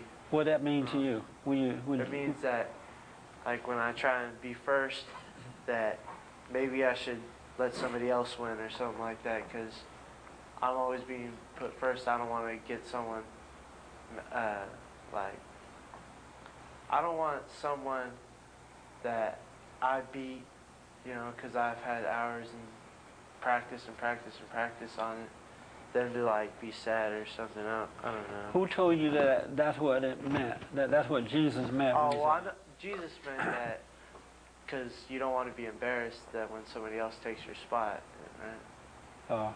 Let me say this, then I want to go to the pastor. The reason that it's wrong to be competitive like that is because it's ego, it's all pride, and has nothing to do with God, and you're never going to be happy. Because there's somebody that's going to beat you. There's always someone out there that's better at what you're doing. But you should always work to just be your best at what you do anyway. Whatever you put your hands to do, just do good about it. Because it's the right thing to do. You like doing it. And sometimes you're going to, when you compete, you'll win, and sometimes you won't. But it won't affect you emotionally because you won't be on an ego trip. Right. But you should always work to do your best, but don't compete. You're not going to, don't feel that way about it. You're not going to be happy. It's all pride. It separates you from God. You're playing God. All right? And your uncle should not have done that. I got to interview this uncle. Can we interview him? He's in Tennessee. Maybe we can ship him in or something. I think he's shipped to Iraq or something like that. Yeah. Yeah, he's going to be going to Iraq pretty quick. Well, hopefully one day we can interview this uncle. It doesn't sound like a good man. If what you guys are saying is true, so he's not here, so if what you're saying, he's not a good man. And he put you guys through hell, and he was wrong. All right, but you got to forgive him so that you can get rid of him. Brother Jesse, can I say something before you go to the pastor? Yes. not really respect you because you just outspoken. Who is that, Mike? James. James. Oh, James? James. Yeah. It would please me to hear you say, you know, to your brothers that who love you, that you didn't mean to send a signal. Well, we don't want to jealousy. make him say it. I'm saying, would you think that'd be appropriate as a young man of God to make sure that the ones who loved you don't misinterpret the signal for jealousy, because that you don't want to destroy the bond with competitive and jealousy. But he is jealous. But Anytime you have that kind of intention. I don't think competitiveness, it's you have to be intention. jealous. It's not intention. His uncle made him that way. It sounds like. I think he kind of instilled it in me, and like subconsciously, I don't really think about it. All I think about is win, win, win. I don't really think about, oh, I have to be jealous and I have to win. I just think I want to win, you know, just. But when you don't win, you want to fight too, right? Oh yeah, he's pretty upset. Yeah. So sometimes. So your thing is more than just wanting to win. You know, It's an ego trip, and your uncle did it to you. It sounds like. I'm his dad, and when he loses to me, he gets upset. Yeah. Yeah. Yeah. You got to forgive your uncle for that, man. Yeah. Pastor, give us some solution as to how to overcome this stuff with women, you know, dealing with the woman, dealing with children, dealing with self. Well, first of all, I'd like to say this. Excuse me. There are 3 men and 4, including yourself, who've all accomplished this. So you can tell better than I. But this has been my life ambition, to be an evangelist and to tell people about the grace and love of God in Jesus Christ. And the first thing, if you're going to be able to have a change in your life, is to recognize that you yourself are helpless. Yeah. And so you don't change your behavior and become a Christian. The illustration that I like to use is that to become a Christian, you don't clean up your life and then get in the bathtub. You get in the bathtub and then let the Lord clean up your life. That is such a... Let me just elaborate on that a little bit. Yeah. That is so powerful. It is for... how old am I now? I think I'm 56. I have Doug. I asked Doug in a minute, but I think I'm 56. Prior to the last 17 years, I had tried to change my life. I was weak, I was angry, I was insecure. I needed women to make me feel good about myself. I was going to church and hooping and hollering and all that stuff. But and then when I didn't change, I would get angry about it. And I remember one day I wanted to know myself, I wanted to change. And when I sat quietly and just stopped hating myself, just realized there was nothing I could do, then I changed. It was then that God took over for me, because it's a spiritual thing, and He changed me. That's right. You recognize that you're helpless, that Yes. you can't change. And Jesus said you shall receive power when the Holy Spirit has come upon you. That's right. And when your heart is open and willing and receptive, then He gives you the power to change. Absolutely, absolutely, absolutely. And it's so easy. You just have to realize you can't change and stop playing God by judging yourself for being what you are. It's enough to see that you're wrong, but it's wrong to hate yourself that you're wrong. Oh, I am 56? I am 56. It's been verified. It's enough to realize most people don't want to admit that they're wrong, and that's where the problem is. Yeah. And David said, "Create in me a clean heart, O God, and put a right spirit within me. Cast me not away from your presence, and take not your Holy Spirit from me." Yes. And so God is going to do it. The glory belongs to Him. And Christ came into this world, and He died on the cross, and He defeated the powers of evil. He defeated the devil, and Christ wants to give His victory to us. And when you say defeated the devil, the way that, see, the devil is a deceiver. he really doesn't have any power at all. But what he does is he convinces people to hate themselves and others. Amen. And then when you're convinced of that, then you're going to destroy yourself because it's the nature of the devil that you are believing in. And you'll destroy your own self. Am I right about that? Yes, but the devil does have some power. Oh, what's that? Well, it's just like Moses and the magicians in Egypt. Moses did miracles that were given to him by God. Yes. And the Egyptians did them. They turned the water into blood too. Right. But their power was limited. And so the devil has got power, but is limited. And he has power over people that he controls their lives and destroys their lives. He has the power to destroy. He worked through them to destroy their life. That's right. He convinces them to do it. I understand that. Yeah. Yeah, you're absolutely right. How do people recognize that the devil is convincing them or working through them? How do you tell them to recognize that? Because some people feel justified in their anger. They feel justified when they pay back folks for what they've done to them. How do they recognize it's the devil? Well, you do it in different ways. A man came to me and he was a deacon in the church and he was wanting to get a divorce. And he was very self-righteous and he did everything. He was the most important man. And his pastor sent him to me to see if I could help him. And after he told me how good he was and how he had agape love and his wife didn't have agape love, and since she didn't have agape love, well, he was going to divorce her. And I just asked him if he'd ever seen the devil.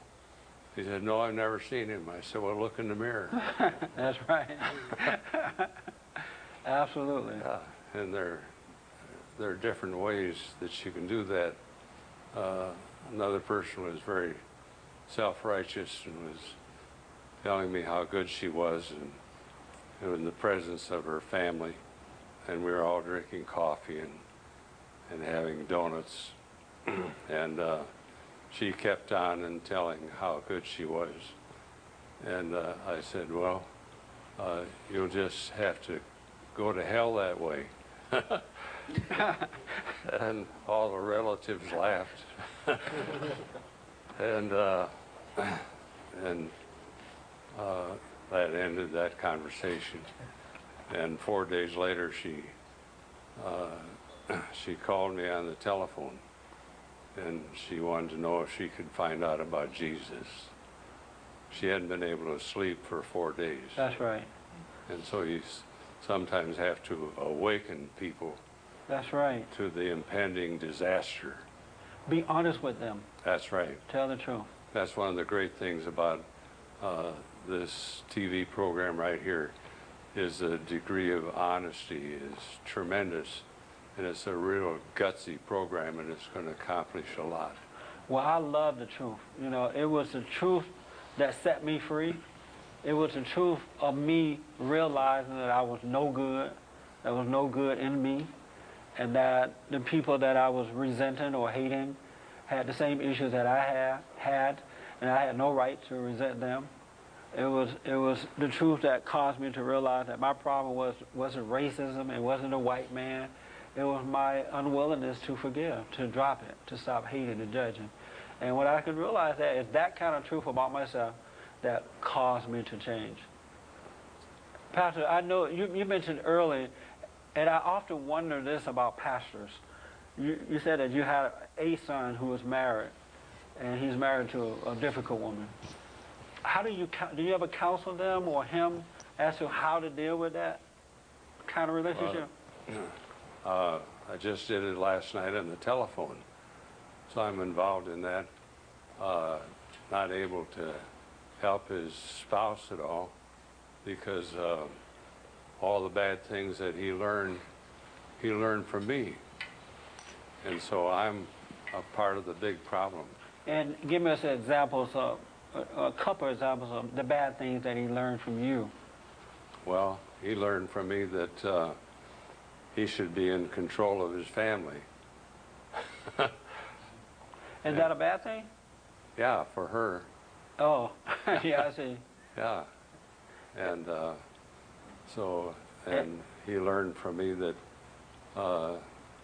he should not be considerate of women. And she doesn't like that. Yeah, I can't tell you all the things, but yeah.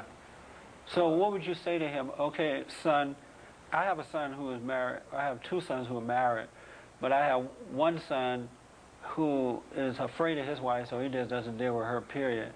And then I have another one who is dealing with his wife, but the more he deals with her, in all honesty and fairness, she gets worse. So I said to him, son, you married to Satan, so you got to just show Satan love and be honest, be patient, and in 50 years, just before you die, you're going to see a glimpse of hope in her. You know how women kill men first? And I said, just don't resent her, but be strong and do what's right. Is that good counseling? Bad counseling. it's excellent. Is it? Yeah. Yeah. But how can you recommend for the hanging there for 50 years, or him to hang there for 50 years? Because he made a promise to God through thick and thin, until death do you part. And so if he doesn't resent her for what she is, he's not going to be miserable. She's going to be miserable by herself. Okay. And she's just going to be acting out this stuff and going and saying and trying to make him a part of it. And by him loving what's right and doing what's right, he's not going to be a part of it. So he's going to devote all that years and time to applying a lot of energy or positivity here when it's not totally received. Isn't that a lot of wasted years and time? What do you say to that, Pastor? Well, suffering is a part of the Christian life. Yes, sir. Okay. And Jesus suffered. And when we suffer unjustly, then we take it patiently. We have God's approval.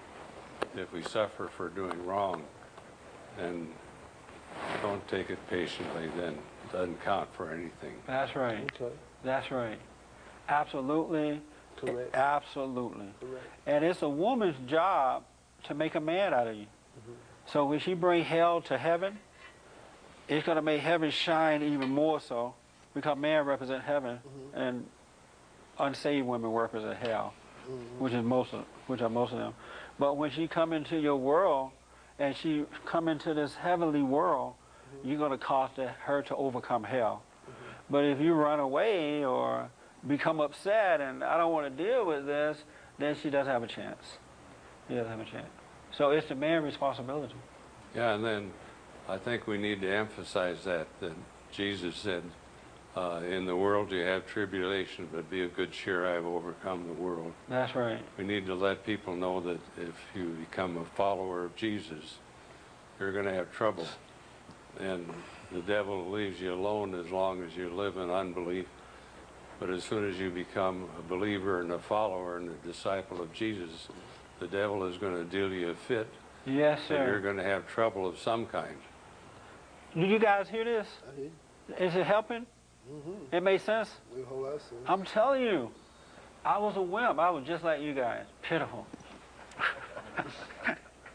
And my grandmother would say, "Po, pitiful, po excuse of a man." But it wasn't until Jesus changed my life, and that's when hell really started. You know, and I'm telling you, Pastor, I've gone through hell. I've been called nigger, Uncle Tom, a sellout, I have guns drawn on me. I've been called a woman hater, a man hater, black hater, a homosexual hater. I hate my color, I hate my everything, right? But because I understand what you said, I don't hate that anymore. I realize I have to go through it. And if it wasn't for that, I wouldn't know my relationship with Christ. But because I can endure and overcome those things, it is a testimony that I am one with Christ. But men don't know that. They cower down to it, like he was saying. You don't want to go to that kind of hell with a woman. But that's what she's there for, to make you a man. Yeah, and Billy Graham, when he preaches at a revival, he starts with the law and tells people that they're helpless and they're under condemnation. Yes. And then he changes to the gospel. And so you have to have both the law and the gospel to be set free. And you become helpless, and you describe that in your own life. I don't know if it was on the program or just in between taping of the programs, but I'd like to hear from each of you men, again, fathers that have won the victory in Christ, to share that again, how God has helped you, because it's different for everybody. Some are like Matthew, the tax collector. Some are like Philip. Some are like James and John. Yes. Our experience is not all the same. It's similar, but not identical. What is the name of your church? Lutheran Church of the Risen Lord. And where is it? 21st and Grandview in Odessa, Texas. Give out a phone number too, because you are a rare preacher. I don't know too many more. I hate that. And in the black, and especially black preachers, most black preachers are not called by God. They've been called by their mama, and they're pathetic. But it's rare that I hear. I've had several of them on the show, and they're pitiful. They're wimps. They know the Bible, but the truth is far from their hearts. They're not able to speak the truth. So I want people to come to your church. They need some help around here. Well, I'm not preaching anymore. Oh, man, it's their loss. Dwayne Holman is our youth pastor. He's right here with us. And if you want to get in on a dynamic youth program, just come on Wednesday night. And they speak the truth in love, and they have a gutsy program just like we're having here. Wow. And that's in Midland, Texas. That's in Odessa. Odessa, Texas. And what is it again, Pastor? Tell the people the phone number and the name of the church again so they can come. The telephone number is 362-2549. And it's, what's the church? I have it here somewhere. Lutheran Church, Lutheran Church of the Risen Lord. I'm going to visit your church one day. Oh, you don't preach anymore? Just occasionally. Well, I'll just call you when I need to talk to a wise man. Yeah. My gift is teaching, and so I teach on a TV program on prime time, and it's in 3 different places. It's shown 3 times a week, 52 weeks a year. Oh, so the people ever since 1972. And this is on Sunday night or mornings? Sunday morning at 6:30, Thursday at 7:30, and it covers Atlanta, Georgia on Friday at 11 o'clock. So the people can just tune in then. They don't have to go to church to hear you. Let me ask you this. Do your son take your advice? Yes, very appreciative. And how does his wife feel about you? Well, I've expressed that already. It's not very good. Yeah. I understand that. I understand. And how do you deal with that, knowing that she feels that way about you? We just have to be patient and pray. Yes, sir. You hear that? You got to go through it, man. Yeah. It's your job as a man, and especially as a man of God, to be patient, to be honest, to tell the truth, and be that heavenly example so the world can see the right way to go. When I come back, we have one more show to do with the guys, and we're going to do it in a moment.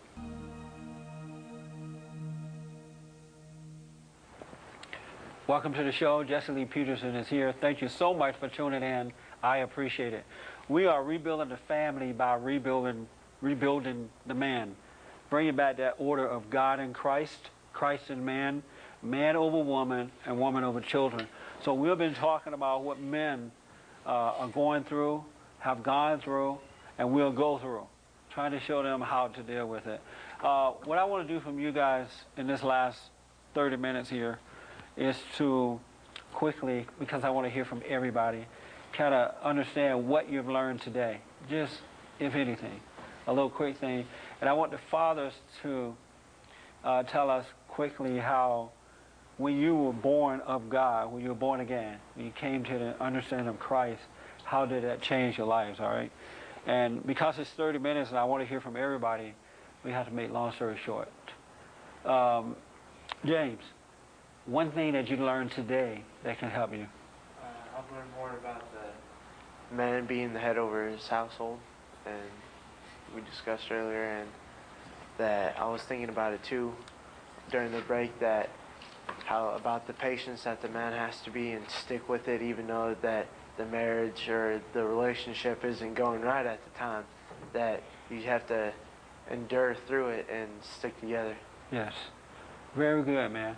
When you don't have resentment in your heart, you're going to have forgiveness, and you're going to have the patience, because it's the nature of God. How about you, Justin?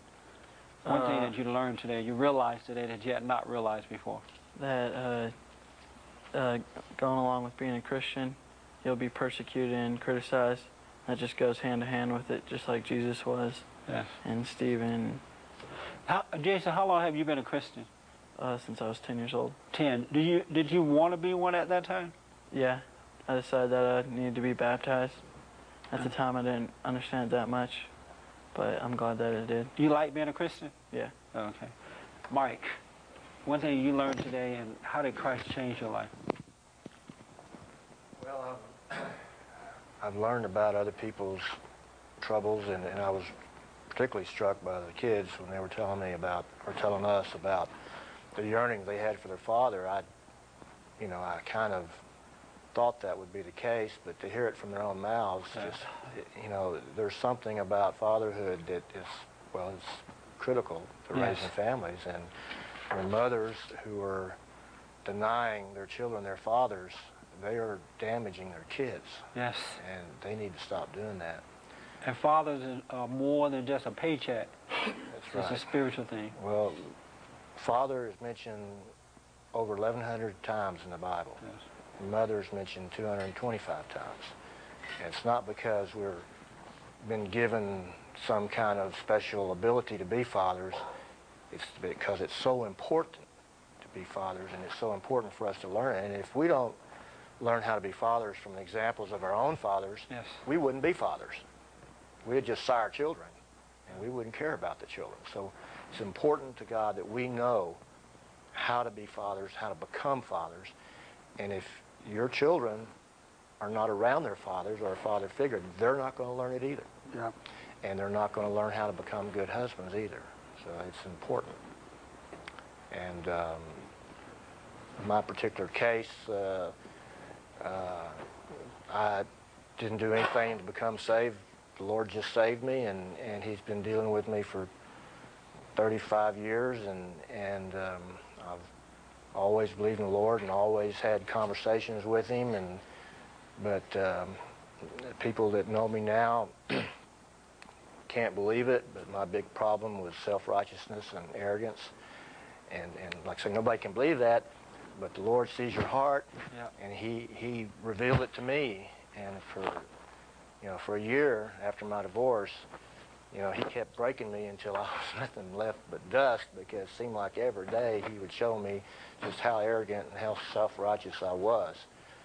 And thankfully, praise the Lord, that the last year has been a lot better, because now He's blessing me and He's giving me His Spirit and showing me things, and I'm just daily in awe of things that I learn. Right. Dwayne, what have you learned today or realized today that you didn't realize before? Well, I don't know that I've realized anything new, but it's put a foundation under already what I believe, that children need their father, and that children, boys and girls, they yearn for their father, and that our society and this divorce rate and this broken up marriages, in able to heal our society, there needs to be a stop to it. There needs to be a turning around. And we've just through the statements we've had here from the boys and from the men too, it just proves that kids need their fathers, and the homes need to be put back together. We need to rebuild our homes in the United States and anywhere that they're tearing down. Yeah. It's like that's our wall. That is that's what our wall in society is, our families. If we have good families, we have good society. And it's not going to change until men change. Until men find themselves and find where they're going wrong and confess it. Yeah. And and get right with God. Then it all comes about. And getting right with God is a long process, sometimes longer than we think. We think, oh, I'll just start going to church, everything will be better. But there's a lot to be learned once you start going to church.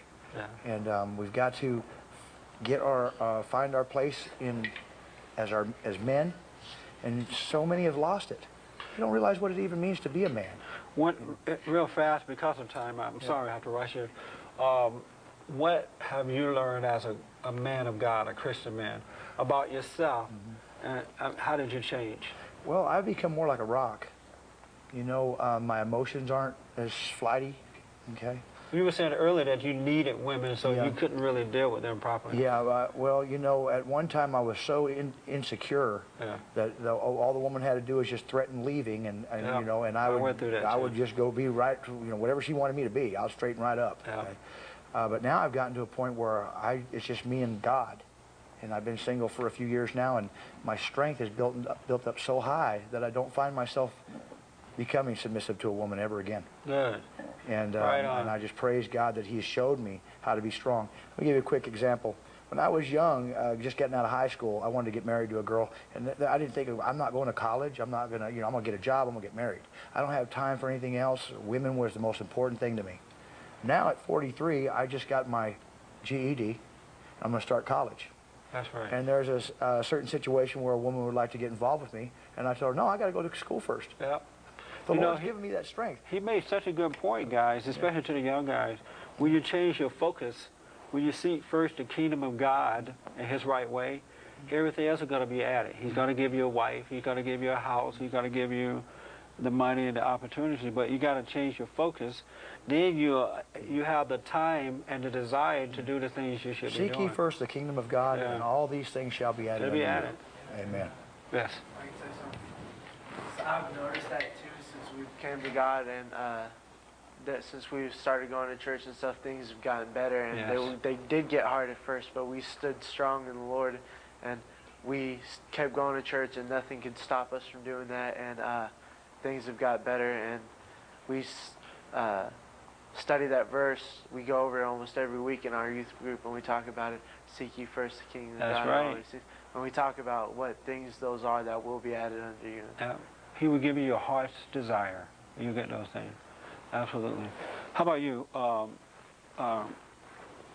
Rashad? What have you realized today that you did not realize before? Well, the one thing I did realize today is about change. Yes. You know, change is a good thing, but to try to change yourself is a destructive act. Yes, sir. Okay, so yes, sir. If you ask for the change and you sincere with it, you let God change you. It will happen. And it'll happen. That's what I learned. That's good, man. That's what I picked up on. Absolutely good. How about you? Well, Brother Justin, my brothers, I learned that. Hold on 1 minute. Did you want to make another point? Or that's okay. Go ahead, Sammy. What have you realized I enjoy today? this so much, but to sum it up, and I respect you, brother. I listen. I might kind of snooze, but I was listening. I come to realize that a lot of our problems wrapped up in belief. Yes. And that if we really want to take a real bird's eye view of it, just search your belief, because we have a tendency to do the very same thing that we believe. And my thing is with this youth group that I teach is on Wednesday, and I always ask them, why you do what you do? Anybody give me an answer? We might go about 30 people. Give us the answer, teacher. Because you believe what you believe. Do what you do because you believe what you believe. Yeah. You know, that's why God told us to have faith in God. No, don't have faith in anything else, because what you believe in believes into you. And we live by faith. So whatever we believe in, that's what's going to control us, because we become one with it. And so we should only have faith in God. And you're absolutely right. And people don't realize that. They're controlled by that. And you have to believe in something. We all live by faith in something. And they have to be careful what that faith is in. Because, you know, the average criminal, he have convinced himself wrong is right. That's right. And so he believes this that. is right. That's right. So it's you know, this is where the power of the word come in. And we know as men of God that that's the only thing. It can come in and chop that belief up, man, and set it right. So, yeah, for me it's the belief, because I was one of the guys for a long period of time that wrong was right. Yeah. And the circumstances and the environment, everybody around me convinced me that I was right. That's right. And these were the very same people that I should have been looking up to to guide me in the right way, but they had convinced themselves that wrong was right. That's right. You know, and these folks over here who claim to be right is wrong. So, you know. Great, man. I talk to young people, young men, and you know, I want to show them the light. I want to teach them that there's a better way. You know, but it's so hard to convince our young men these days. You know, I employ guys in their early 20s, and you know, I want to tell them that, you know, I see them fighting with their wives. They're dealing drugs. They stay up for 2 or 3 days. They fall into depressions. You know, and I see that, and I just want to tell them, look, there's such an easier way. Yeah. But it's so hard to convince them of that. They think that, you know, like you were saying, that it's like they think wrong is right. Yeah. They think that the more drugs they have, the righter they are. Yeah. And you know, the more powerful they are. And you know, and then they'll call me up and say, me and my wife are fighting. I need some counseling. I don't know what to do. And I'm like, well, you know, I've told you to quit selling drugs, quit dealing drugs, quit getting your wife in drugs, you know, and come to the light. There's a reason why God called it the light. Yeah. It's a glorious light. That's why you have to let people suffer until they're ready for that. Exactly. And then You can't, because when you take away their suffering, then they're not going to ever cry out to God. Yeah. So, yeah, you just tell them the truth, and if they don't do it, like I tell my congregation, I just told you the truth. You can take it or leave it, suffer and die, because that's what's going to happen. And so I don't take away their pain. I want them to cry out to God and not Jesse. And that's what welfare has done to black folks, and not just black people. Welfare has taken away the suffering. Blaming someone else has taken away the suffering. And they're not changing because they don't have to suffer. You got to suffer. How about you, Justin?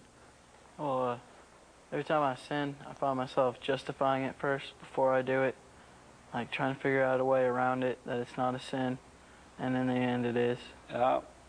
And That's good, man. I think a lot of Christians do that. They justify it, and Satan tries to tell you, you know, just like in the garden, that, you know, it's not bad when it really is. That's a great thing to learn at your age, believe me. You can save yourself a lot of trouble. And stop justifying wrongdoing. Don't deny.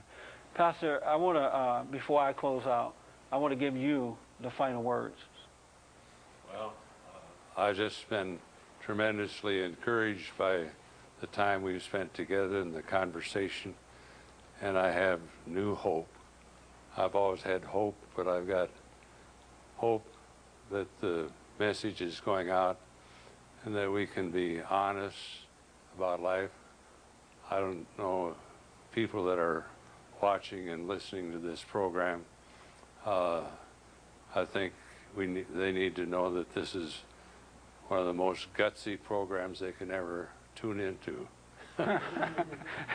And we get right down to the nitty-gritty of what's going on, and you start with honesty. That's and right.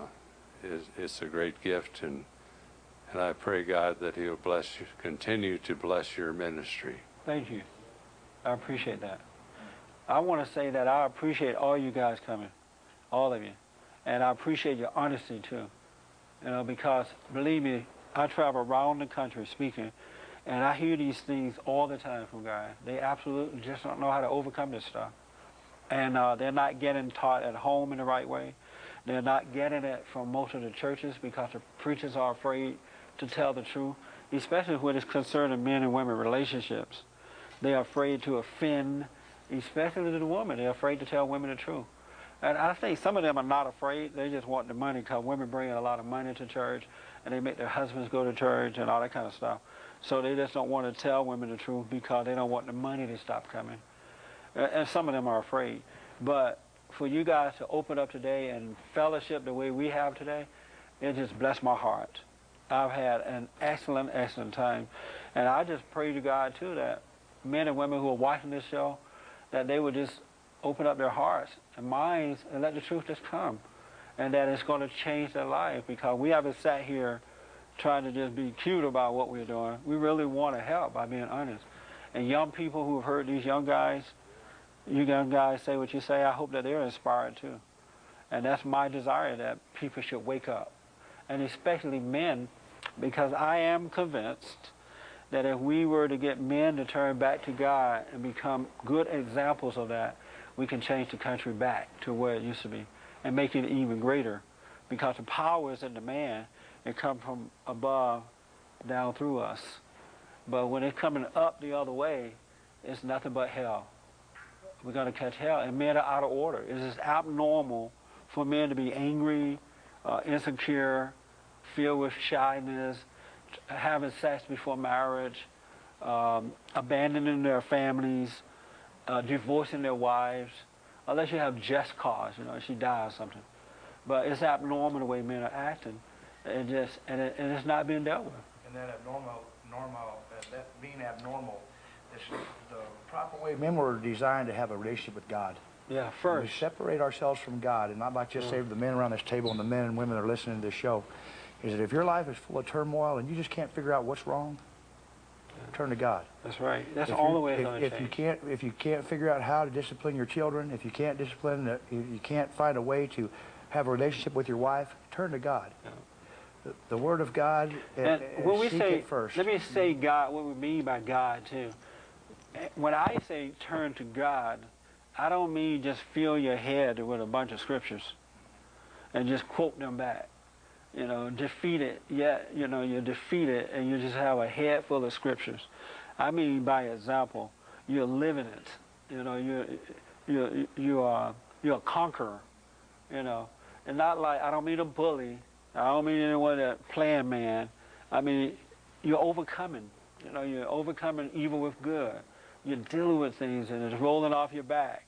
You're not whimpering and whining and that kind of crap. Give an example to your family if you're not seeking God and living for God. Yeah, you got to do that. We talked about teaching our kids about God and forcing it on them.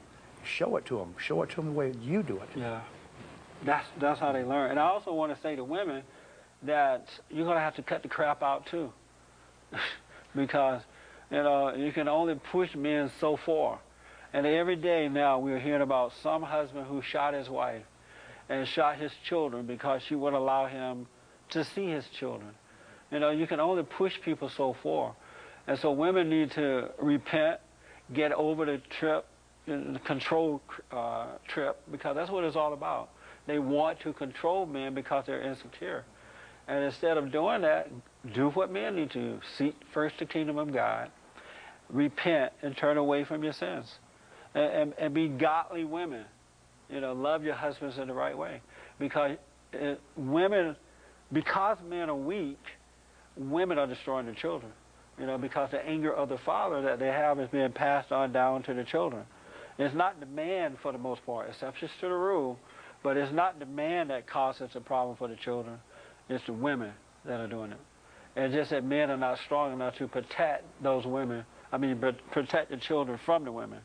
But for the most part, it is women who are causing the children to join gangs, to become violent.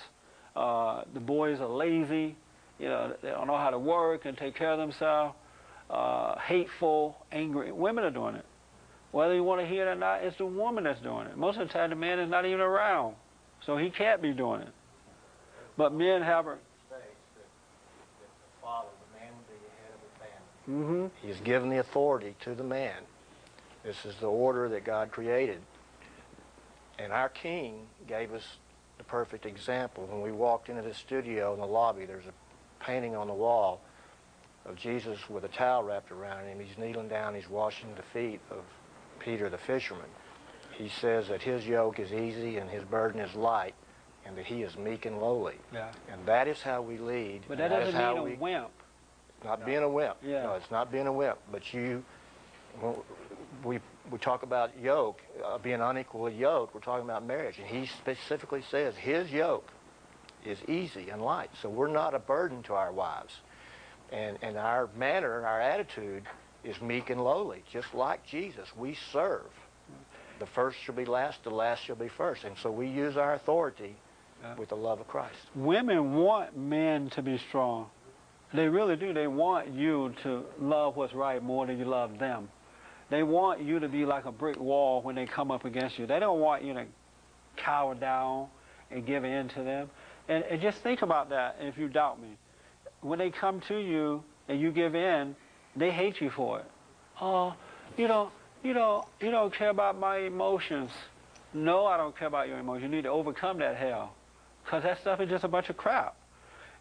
Oh, you don't cater to my emotions. You're not supposed to cater to that. You're supposed to show them how to overcome that. That's not good, and men try to cater to it.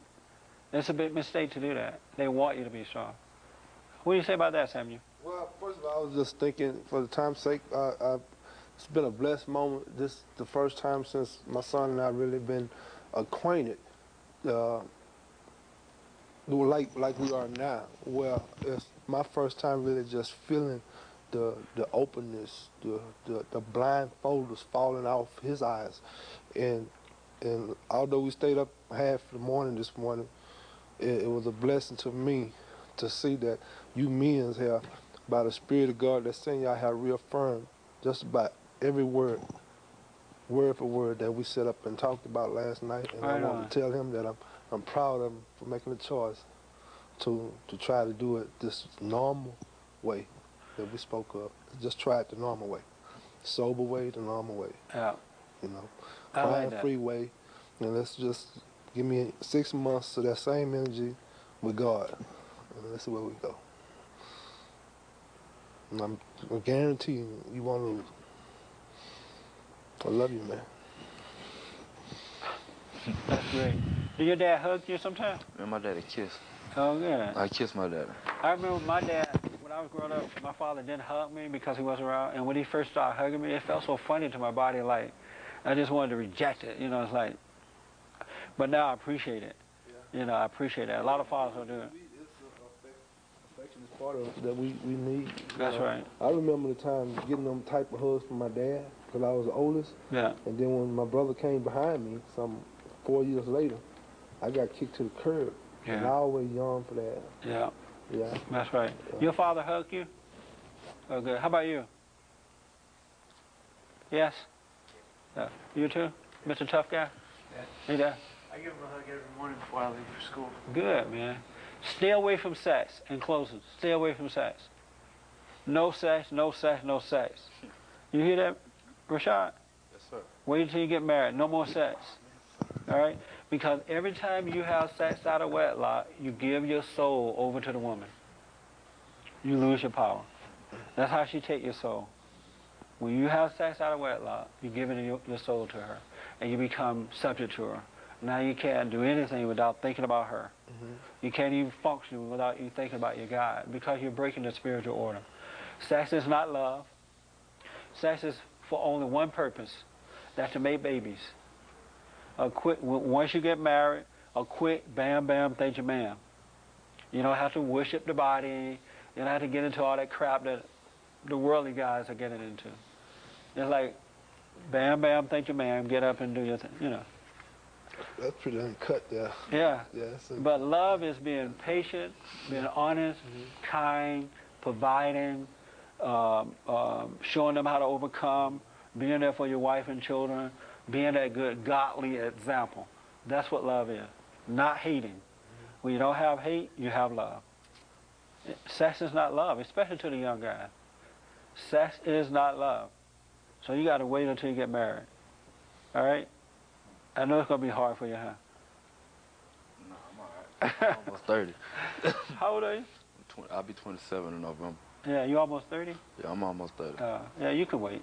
Yeah. But sex is not love. I want to thank you guys for tuning in and let us hear from you. You'd like to be a guest on the show, I would love to have you on. Whether you agree or disagree about whatever you want to talk about, I'm willing to face it.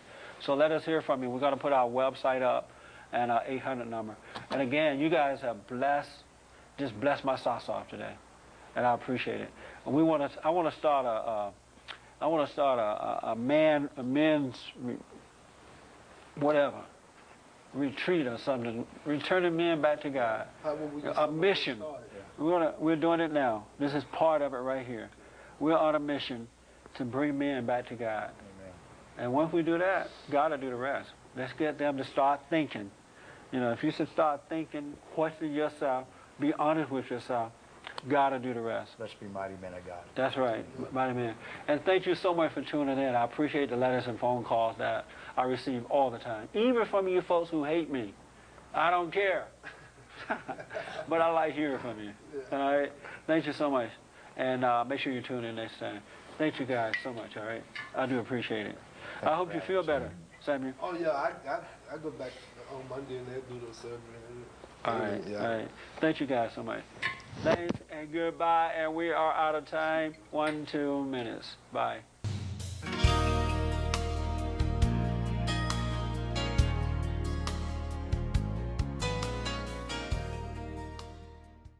Hi, my name is Jesse Lee Peterson. I host the Jesse Lee Peterson Show here on God's Learning Channel. I'd like to invite you to write me, call me, let me hear from you, email me if you have any questions or concern about what we deal with on the Jesse Lee Peterson Show. We reveal the lies so you can see the truth. We expose the false black leaders. We expose false black preachers. We deal with relationships. We want to set people free here on the Jesse Lee Peterson Show. We're going to put our address up, our phone number and email. So if you'd like to be a guest on the show, if you have some questions about the show, comments about the show, disagree or agree with us, let us hear from you. The Jesse Lee Peterson Show here on God's Learning Channel. Thank you so much for tuning in. I appreciate the letters and phone calls that we have already received. I want to make it clear, I am an American. No African American here, 100% American. Jesse Lee Peterson, thank you. Order your audio or video copy today from the GLC bookstore. Please include the program number when ordering.